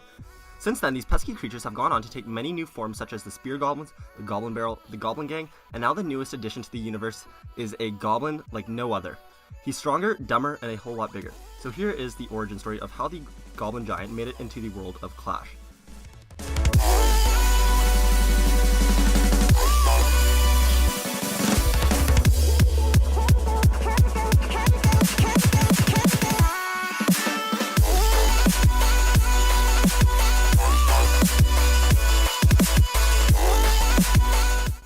Earlier this month, it was another average day in the Clash Royale arenas. All the troops were working hard on the battlefield, kings were going over strategies for the next tournaments, and new troops were being birthed, or aka cloned. And for those who don't know how that works, each troop in the arena has a decently short lifespan, so in order to keep troops available to battle, they clone them when they are in their younger ages, so that they can enjoy their time in the arena for as long as possible. So as per usual, the Spear Goblins were being cloned one night, and since goblins always come in groups of 3s, like the Stab Goblins and the Spear Goblins, and the Goblin Barrel, they also cloned in groups of 3s as well. So like always, the 3 goblins were cloned and brought back to their goblin hut, where they would find out what type of goblin they would become. Most of the time the goblins would end up becoming Stab Goblins or Spear Goblins, however sometimes if they were lucky and gifted, they could end up a part of the Goblin Barrel. So anyways, as 3 new goblins found their way to their goblin hut, the goblins' caretaker, or I guess you could call them parents in a sense, were just coming back from their own little adventure. Since they didn't have many battles today, they decided to go and do what goblins do best. So they went to the Clash of Clans village and raided one of the bases, and stole a bunch of their gold, elixir, and some new dark black liquid that they had never seen before in Clash Royale. When the parents and the 3 new goblins all met up at their goblin hut, the parents rushed to hide all their new loot because, being the goblins that they were selfish and didn't want to share their new loot with even their supposed kids. So everyone settled in for the night and got ready in anticipation for the next day, where the new goblins would find out what type of goblin they were going to become. So after a short night's rest, the new goblins went out to their training camp, and the regular goblin parents went to go participate in their daily arena battles. At the training camp, it turned out that the 2 goblin brothers had found success in throwing spears, and the other goblin who was a lot better with a dagger. The training camp finished up a lot earlier than expected, so the 3 new goblins headed back to their goblin hut early. The 2 spear goblins went outside to go practice their new spear throwing, while the stab goblins went inside since he was the odd one out. When he went inside, he saw something that caught his eye. From the crack of a drawer, he saw a shiny golden glimmer. When he went over and opened the drawer, he was shocked to recognize a huge amount of golden elixir just sitting there. But the weirdest thing was this one small container of black, dark liquid that he had no idea what it was. Since he was still a new goblin, he was a bit smaller than average, so he took as much gold and elixir as he could, and then he also grabbed the mysterious bottle of black liquid and took it up to his room. He hid the golden elixir under his bed, and then took the bottle of black liquid out to the forest with him to go examine it some more. As he sat on a log, his 2 spear goblin brothers came out from behind a tree and asked what it was that he was holding. He said he didn't know what it was and they should back off. It was his. So the 2 spear goblins looked at each other and then back at the lonesome stab goblin, both realizing that they easily outnumbered him and they could just easily take it from him. Then one of the spear goblins told him, "Well, if you won't show us what it is, then we'll just take it from you." And then they charged towards him. Not knowing what to do and panicking, the stab goblin quickly drank all of the bottle of black liquid, and with a quick gulp it was all gone. The spear goblins stopped, and the stab goblins looked up at them. The look in the spear goblin's eyes was terrified. As the stab goblin's body began to grow to an enormous size, after he finally stopped growing, he looked down at the spear goblins and scooped them both up. Both of the spear goblins knew that they were in some deep trouble. So as their last-ditch effort to get out of their sticky situation, they both started doing their best to suck up to the new giant goblin. They started complimenting him non-stop, and then later on they started brushing his teeth and doing all of his little chores for him, just so that they could stay on his good side. And once they were officially on his good side for good, they then decided to start using the new goblin giant to their advantage, where they would sit on his back in a little basket and he could act as a meat shield for them in battles. The giant goblin knew that they were using him, however he didn't mind too much because at least this way he was a part of a goblin trio. Plus, he was a bit of an outcast amongst the other goblins since he was freakishly big and he was the only one of his kind. So this way, he would soak up all the damage for them while they could safely snipe other troops from on top of his back. Then when the giant goblin would get taken down, the spear goblins would jump off his back and continue to fend for themselves.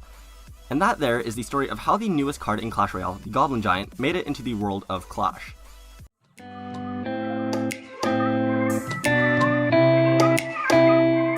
The newest addition to the Clash Royale card collection is the new powerful male archer known as the Magic Archer. His description is stated as follows: not quite a wizard nor an archer, he shoots a magic arrow that passes through and damages all enemies in its path. It's not a trick, it's magic. So based off of this, here is the Magic Archer's origin story and how he was created and how he made it to the Clash Royale arena.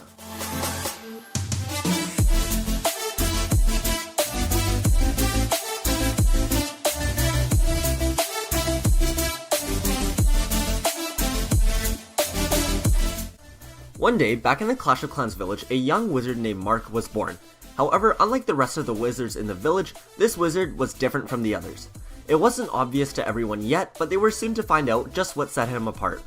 But despite all of that, he grew up and was raised just like any other wizard. But then once all of the young wizards began to start training for battle, Mark felt a bit out of place. It all started that morning when Mark was walking over to the barracks to begin his training. And on the way there, he noticed 2 archers playing some shooting game where they were calling in their shots and then hitting them, even though that they should have been impossible. Mark couldn't believe what he was seeing and thought that this was the coolest thing that he'd ever seen in his life. And as he kept walking, he couldn't stop thinking about how on earth they were hitting those shots. But alas, once he got to the barracks, he stopped to listen to what his instructor had to say. The instructor began telling them that the secret to wizardry magic is to focus on one thing, and only one thing, and then channel that energy through your fingertips. He told them to start focusing on an element such as fire, ice, or electricity, as those are the easiest to summon, and no wizard had successfully summoned any other elements other than fire, ice, and electricity before. So most wizards ended up casting fireballs, and then a few of them shot out ice shards out of their fingertips, and then a few of the really crazy ones had electricity flying out of their fingers. Mark tried really hard but was just completely unable to summon any of the 3 elements. He tried over and over again, but still nothing happened. The instructor came over to him and kept trying to teach him to summon something, but after trying for a few hours, the instructor finally gave up and told Mark that he was a lost cause. Then he and the other wizards got up and left. Mark was extremely upset and mad at the instructor, so he went down to the beach to cool off. And as he was sitting there, the master builder, who was just about to head back to his island since he was done gearing up an archer tower, saw him sitting by himself and went over to him. He could see that the young wizard was upset and he politely asked what was the matter. Mark then explained that he was the worst wizard ever and couldn't do any magic at all. Then after a short pause, through tears, he said, "I wish I could have just been born an archer."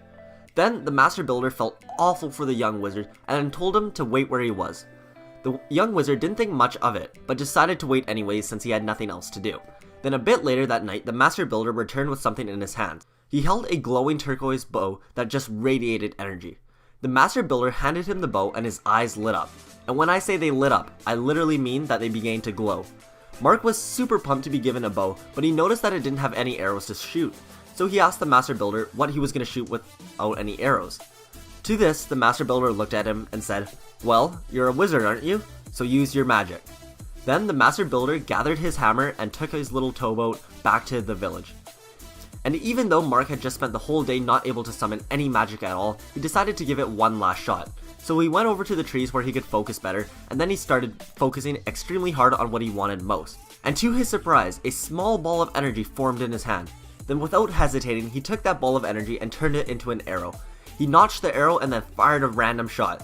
The arrow, made out of pure energy, went straight through everything it hit, and it never stopped or slowed down. It went all the way around the world until it came full circle and came right back to him. He willed the arrow to stop, and then he looked down at his hands, not believing what he just did. Mark had become the first magical archer.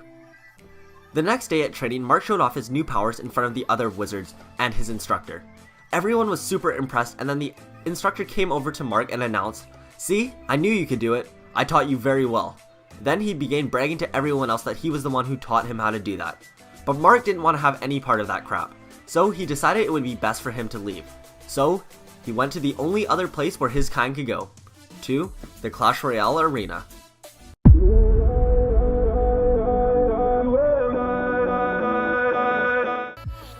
This video is a little bit overdue. Back in the summer of 2017, the builder from Clash of Clans left the village temporarily to go traveling around the world, and during his travels he stopped by the Clash Royale arena. And coincidentally, when he got there, a new legendary troop known as the Mega Knight made its first appearance in the Clash Royale arena. Coincidence? I think not. So here is the story on how the builder became the Mega Knight.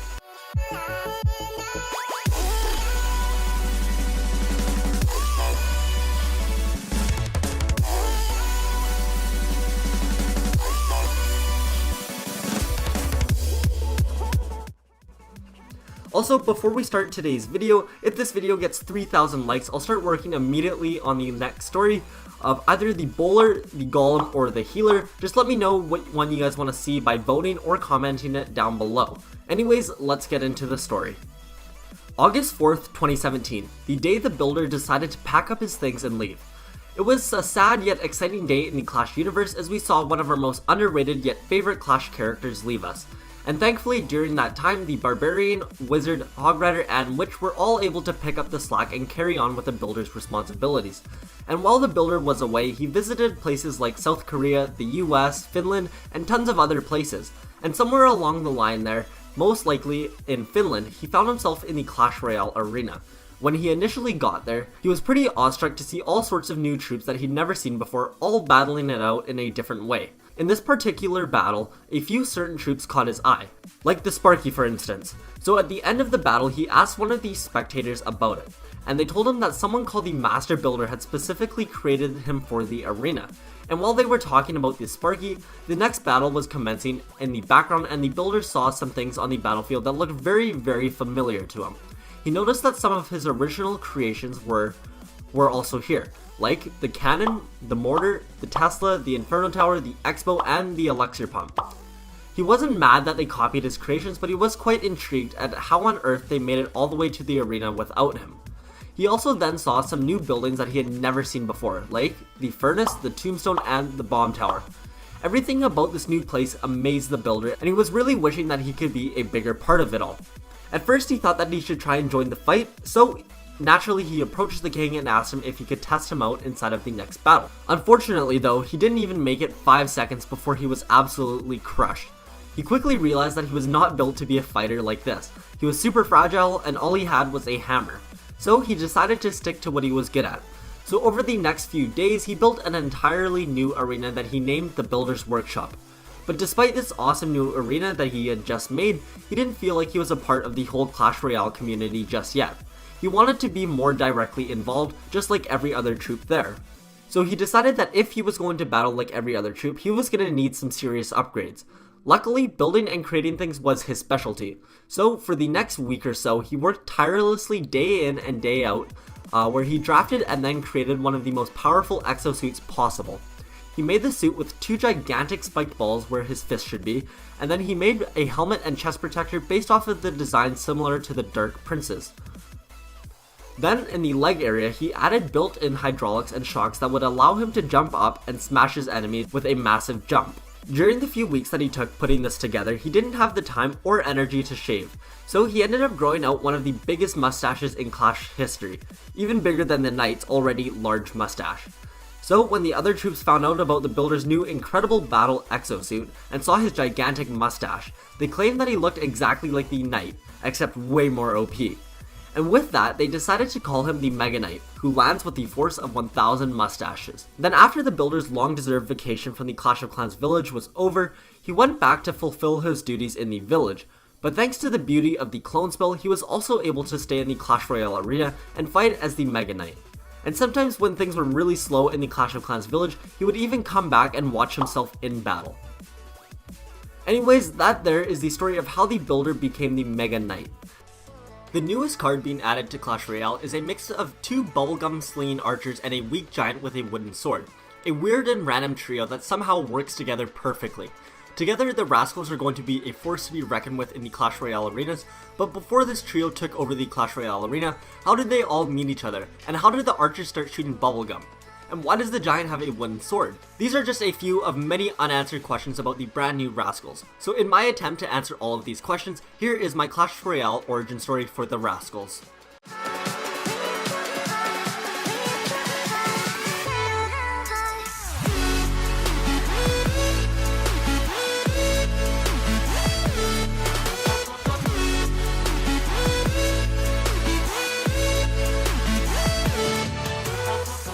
Since the addition of the new clan wars in Clash Royale, on the new war island, people had noticed a brand new hut that was supposedly belonged to the Rascals. However, our story starts even before that, back when a tiny little baby giant was born. Although this new baby giant was unlike all the other giants, he was about half the size of all the other regular giants his age, and seemed to be a little slower mentally, even by a giant standard, as we all already know how smart they can be. His parents quickly realized that he was not like the other giants at all. In fact, not only was he smaller and weaker than the rest of the giants, but he was also kind of weird.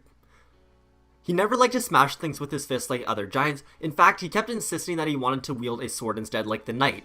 But thankfully, his parents didn't trust him holding a sharp sword since he wasn't the brightest of the bunch, so they compromised and gave him a wood sword that he could use instead, just so that he couldn't hurt himself or anyone else that badly. However, the sword wasn't the only thing that separated him from the rest. He also tended to wear all black, sort of like a goth, and then worst of all, he had a gross looking haircut. For the most part, his parents still loved him. They were just hoping for that one day when he would be able to outgrow his phase and join the rest of the regular giants in the arena and battle like the rest of them. But then when the day finally came and he was old enough to join the battle, he hadn't changed at all. His parents kept insisting that he just act normal and drop his wood sword and change his style, but still the giant refused. And in the heat of the moment, the dad giant told him, "Get out of here, you're no son of mine," and he banished his son. Pretty cruel, right? So anyways, the giant ended up leaving, and eventually he ended up coming across an island, where he would later meet up with 2 green-haired slingshot-bearing archers. And let's quickly go back in time once again, because while all of this was happening to the giant, there was 2 young archers were born around the same time as well. And just like the giant, these 2 archers were quite different from the rest of their kind. They both had neon green hair, and at some point during their childhood they picked up eye patches. And since then they have never taken them off. These 2 archers were some of the most competitive sisters out there, competing over absolutely everything. And growing up, when most of the other archers would be practicing with their bow and arrow, these 2 sisters would pick up their slingshots and use those instead. Their archery instructor didn't agree with it, but she realized that since she couldn't convince them otherwise, the least she could do was provide them with some useless ammo in hopes that they would eventually give up the slingshot and pick up a bow and arrow instead. So obviously the instructor went and got the most obvious type of useless ammo, so she went and grabbed her stash of bubblegum that she just so happened to have on her at all times, and then gave them basically an unlimited amount of bubblegum. But little did the instructor know, the bubblegum, if shot correctly, could actually be quite deadly. And then these two archers ended up mastering the art of slingshotting bubblegum. No one ever understood why they used slingshots, and since it was so different from what everyone else was doing, all the other archers made fun of them and wouldn't quite accept them into their group. Naturally, this made them pretty upset, and since they felt that they didn't belong there, they decided to leave. And after walking and swimming forever, they arrived at a nearby island where they met a giant with a bowl cut. When the giant saw the exhausted archers, he realized that he had to help them, so he took them to his little shack and helped them get back to full strength. He was really glad that he finally had people to talk to, and since they were all away from home, they got along pretty well. The giant sort of acted as the slingshot archers' big brother and protected them at all costs, and the archers continued to be little rascals and use their slingshots on anyone or anything that moved. And it wasn't until the builder built a bunch of new arenas on that island that the Rascals finally rediscovered the Clash Royale League. And when they did, instead of entering it as a giant and archers, they decided to stick together as a trio, as a brand new group called the Rascals.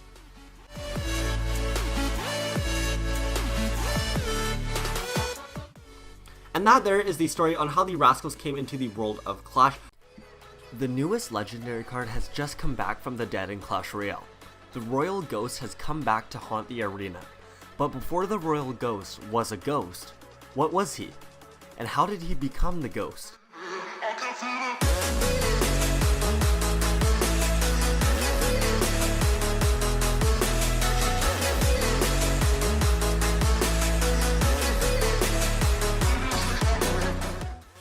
Let's go back in time for a second. Back even before the beta for Clash Royale even came out. There was 3 kings in the arena. There was the Red King, the Blue King, and then the Green King as well.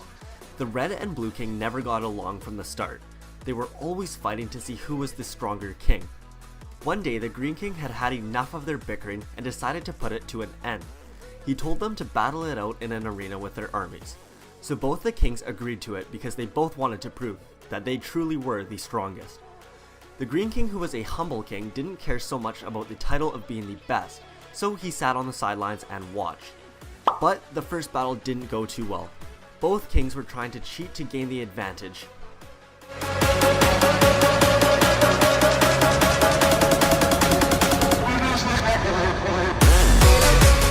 So, the Green King stopped the battle and told them that he was going to officiate the match so that he can make sure that none of them cheated. So he went to the middle of the arena and signaled for the battle to start. This time, they both fought fair and it was actually a really close battle. Neither player could get a solid push going, so as double elixir time was starting, both players played a giant in the very back on the same side. They started walking towards each other, and then each player followed up with supporting troops. The Red King played a witch, musketeer, and archers, and the Blue King played a wizard, baby dragon, and a bomber. Both kings were holding onto their rockets, knowing that they were going to get a huge positive elixir trade. The Green King saw both of these big pushes walking towards where he was standing at the bridge, and as the 2 mini armies met at the bridge, both kings set their rockets flying. Each rocket connected, taking out all of the troops except the giants, so that each player mirrored their rocket and sent it in the exact same spot as before. Not only did the rocket take out the troops, but it also took out the Green King as well. All 4 rockets just absolutely smothered the Green King. The quadruple rocket destroyed the bridge and the Green King fell into the water. The small river carried his body downstream, and the river flowed all the way back to the Clash of Clans village. It seemed that neither the Red King nor the Blue King realized what had happened, since they were still so occupied in trying to beat each other. And it is even said that till this day, they are still fighting out their battle to see who is the stronger king. A day later, the Green King's body washed ashore at the Clash of Clans village. The troops immediately realized that he was the king from the Clash Royale arena, so they decided to give him a burial fit for a king. They buried him in his tomb with tons of gold and treasure all around him, and a nice little seat in the very middle where he could be slumped up against. A year later, when the wizards, were also known as the alchemists, had advanced their spells so much that they could now bring troops back from the dead by using the skeleton spell. The skeleton spell was a brand new dark elixir spell that had just been added into the game and that they had just created using new dark elixir and new methods. So they decided to give this a try on the Green King and see what would happen. So they went and added all of the necessary ingredients and then used the spell on him. But for some reason it didn't seem to work the way that it had before. But then out of nowhere, the scream of a hog rider began echoing through the Clash of Clans village. The yell was so loud that it forced the wizards to run away covering their ears. But not only did it get rid of the wizards, but it also was loud enough that it had completed the spell and awoken the Green King. Of course though, he was no longer a Green King. And since he was undead, he was a floating white ghost. So the royal ghost then followed the sound of the hog rider's scream and ended up back in the Clash Royale arena. And now seeing his two idiotic brothers still fighting once again, he was ready to get revenge on them and haunt the arena forever.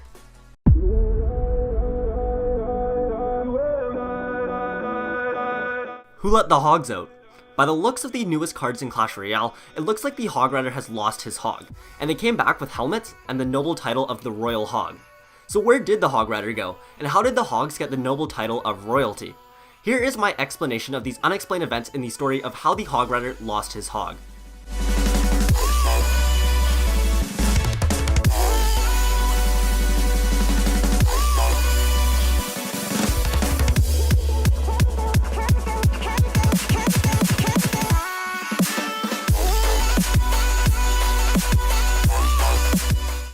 Not too long ago, in fact very recently, there was a bit of an incident in the Clash Royale arena. So let's start back at the beginning to explain what exactly happened. At first, it was just another regular day in the arena. Armies were fighting against each other all out in all of the arenas, clans were battling each other out in the Clan War Island, and people were teaming up with each other in the 2 vs 2 mode. It was a regular day, and naturally in all of the game modes, the hog rider was having an incredibly busy day. Being one of the all-time favorite troops in almost all game modes, together the hog and the hog rider were an extremely powerful force that was really hard to stop. However, on that day, the hog rider was just finishing up an extremely tough battle where he was being played in a hog rider cycle deck, so he got a ton of action to say the least. In fact, being a hog cycle deck, he was pretty much the sole reason that they won that battle. Anyway, after the battle, when the hog rider was walking back to take a bubble bath, one of the Clash Royale kings stopped the hog rider. He stood in front of them and sort of told them that he wanted to talk to the hog. The rider responded for the hog by telling the king that the hog couldn't actually speak, but the king didn't seem to care and ushered the rider away. The rider and the hog looked a little bit upset by this, but they weren't going to be questioning the king of the arena, so the rider decided to go for a bit of a walk.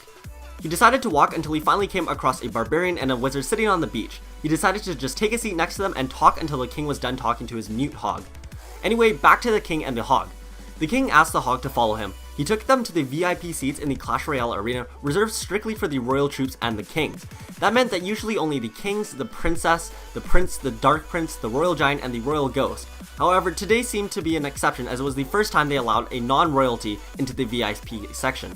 Especially that it wasn't even a troop, it was just an animal. Once they got in, the king sat down and got ready to watch the next match. He told the hog to come here and watch this. When the hog went over and stared out at the arena, he noticed a battle commencing. From his experience in the arena, he noticed that one side was playing a log bait deck and the other side was playing a Pekka double prince deck. He watched as the battle unfolded, and then about a minute into the match, a prince was played at the very back of one of the king's towers. To this, the king said to the hog, "Watch this. See how long it takes for that pony to pick up speed?"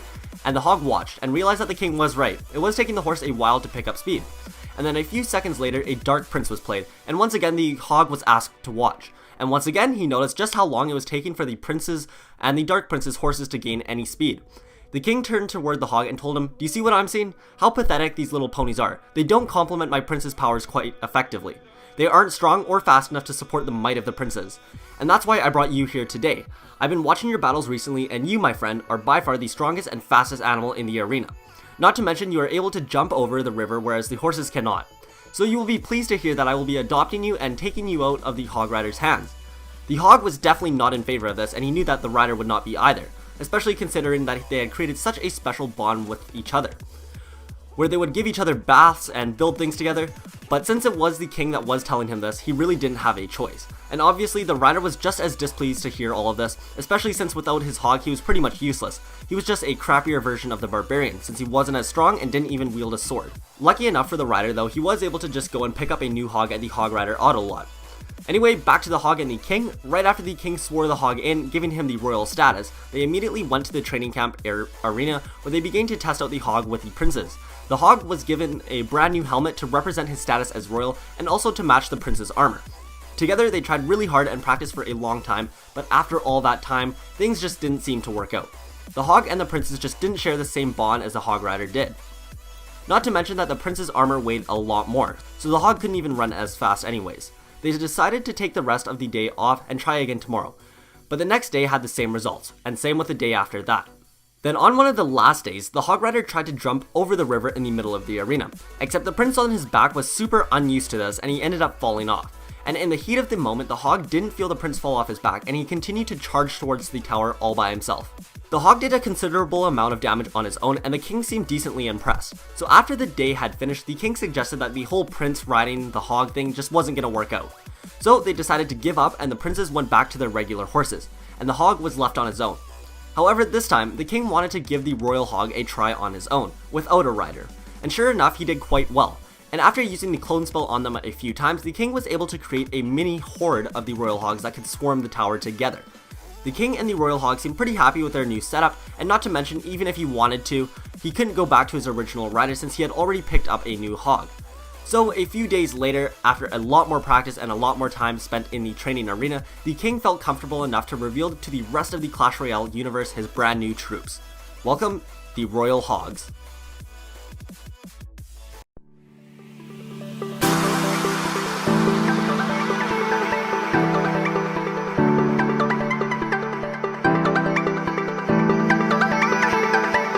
Despite being a legendary card, the Ice Wizard is likely one of the weakest wizards in his family, where he only does 69 damage per attack, whereas the Electro Wizard does almost 200 and the regular Wizard does over 234 damage per attack. Not only is the Ice Wizard weaker with his attack, but he also hasn't contributed any spells to the Clash Royale arena like the Electro Wizard and regular Wizard have. For example, the Electro Wizard created the Zap spell and the Lightning spell, and obviously the Fire Wizard created the Fireball. Then the Ice Wizard only created the Free spell, which does no damage to any troops or buildings, plus hardly anyone even uses it. So after finally having enough of this, the Ice Wizard finally decided it was time to do something about it. So here is the story on how the Ice Wizard created an entirely new spell inside of the Clash Royale arenas.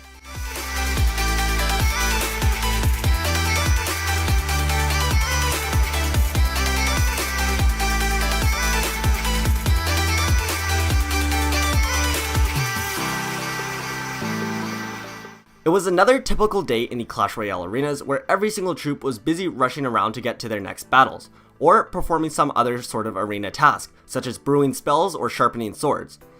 Of course, some troops were more busy than others, like for example the Hog Rider, who was one of the fan favorites where he was being used in almost every second battle, or the Barbarians, who were a part of a couple different cards like the Battle Ram, the Barbarian Barrel, the Barb Hut, and the regular Barbarian Squad.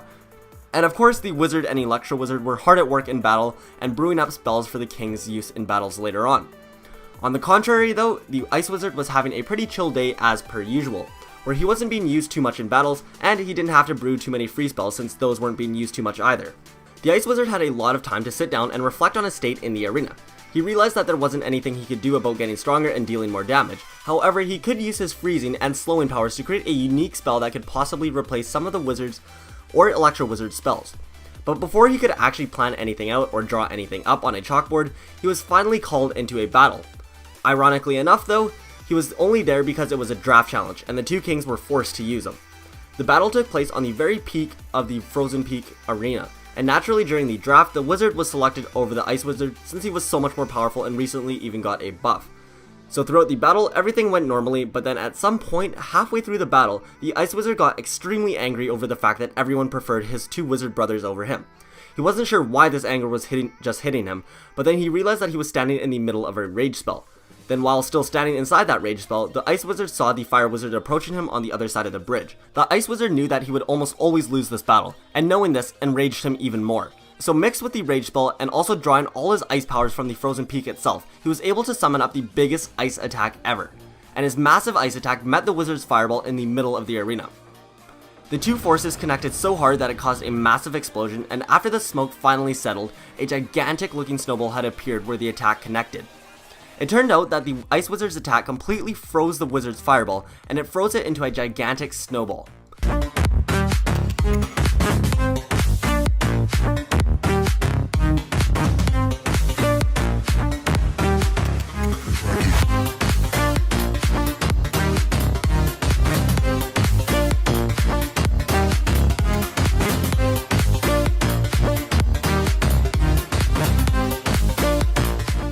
The giant snowball was so big that it ended up falling through the wooden bridge that separated the two sides of the arena, and it started to roll down the mountain.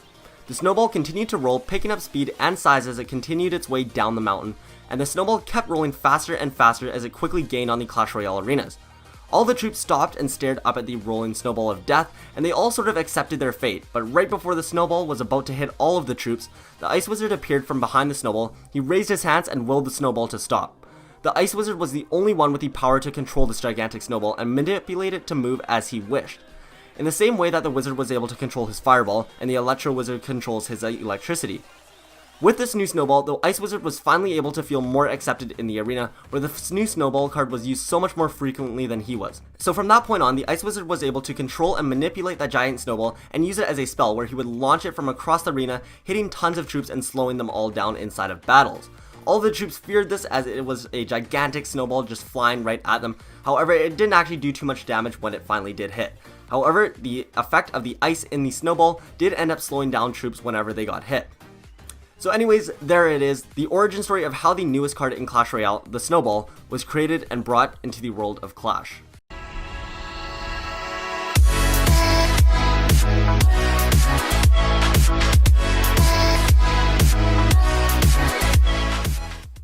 The newest Clash Royale update has brought us two awesome new troops, but those troops aren't actually from Clash Royale. The Zappies are from Clash of Clans, and the Hunter might just be from Brawl Stars. So here is the story on how the Zappies and the Hunter came to Clash Royale.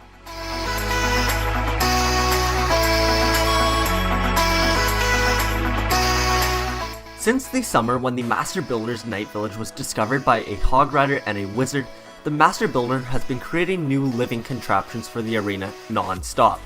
So far he's created the Flying Machine, the Sparky, and now the Sparky's baby brothers, the Zappies. The way that the Zappies were actually created was almost non-intentional. So here's what happened. The Lumberjack from Clash Royale took a boat over to the Night Village in Clash of Clans. Since he had no battles that day, he just wanted to get out and do something. So being the lumberjack that he is, he wanted to go chop some trees down. So what better place to do that than the Clash of Clans forest, where there are trees all over the place, and sometimes, if you're lucky, you'll even find gems within them. When he got there, he saw the Master Builder hammering away at a building. Turns out the Master Builder's base got destroyed by some gemmer, and so he was repairing the village. The Master Builder was standing over a broken Tesla that was broken into 3 different parts. So he was about to start doing his usual repairs on it, but then right before he could start, the lumberjack came running over, slipped, and spilled his rage spell on the broken Tesla. The Tesla's broken pieces started to shake and smoke. Then once the smoke went away and the dust settled, 3 tiny creatures emerged.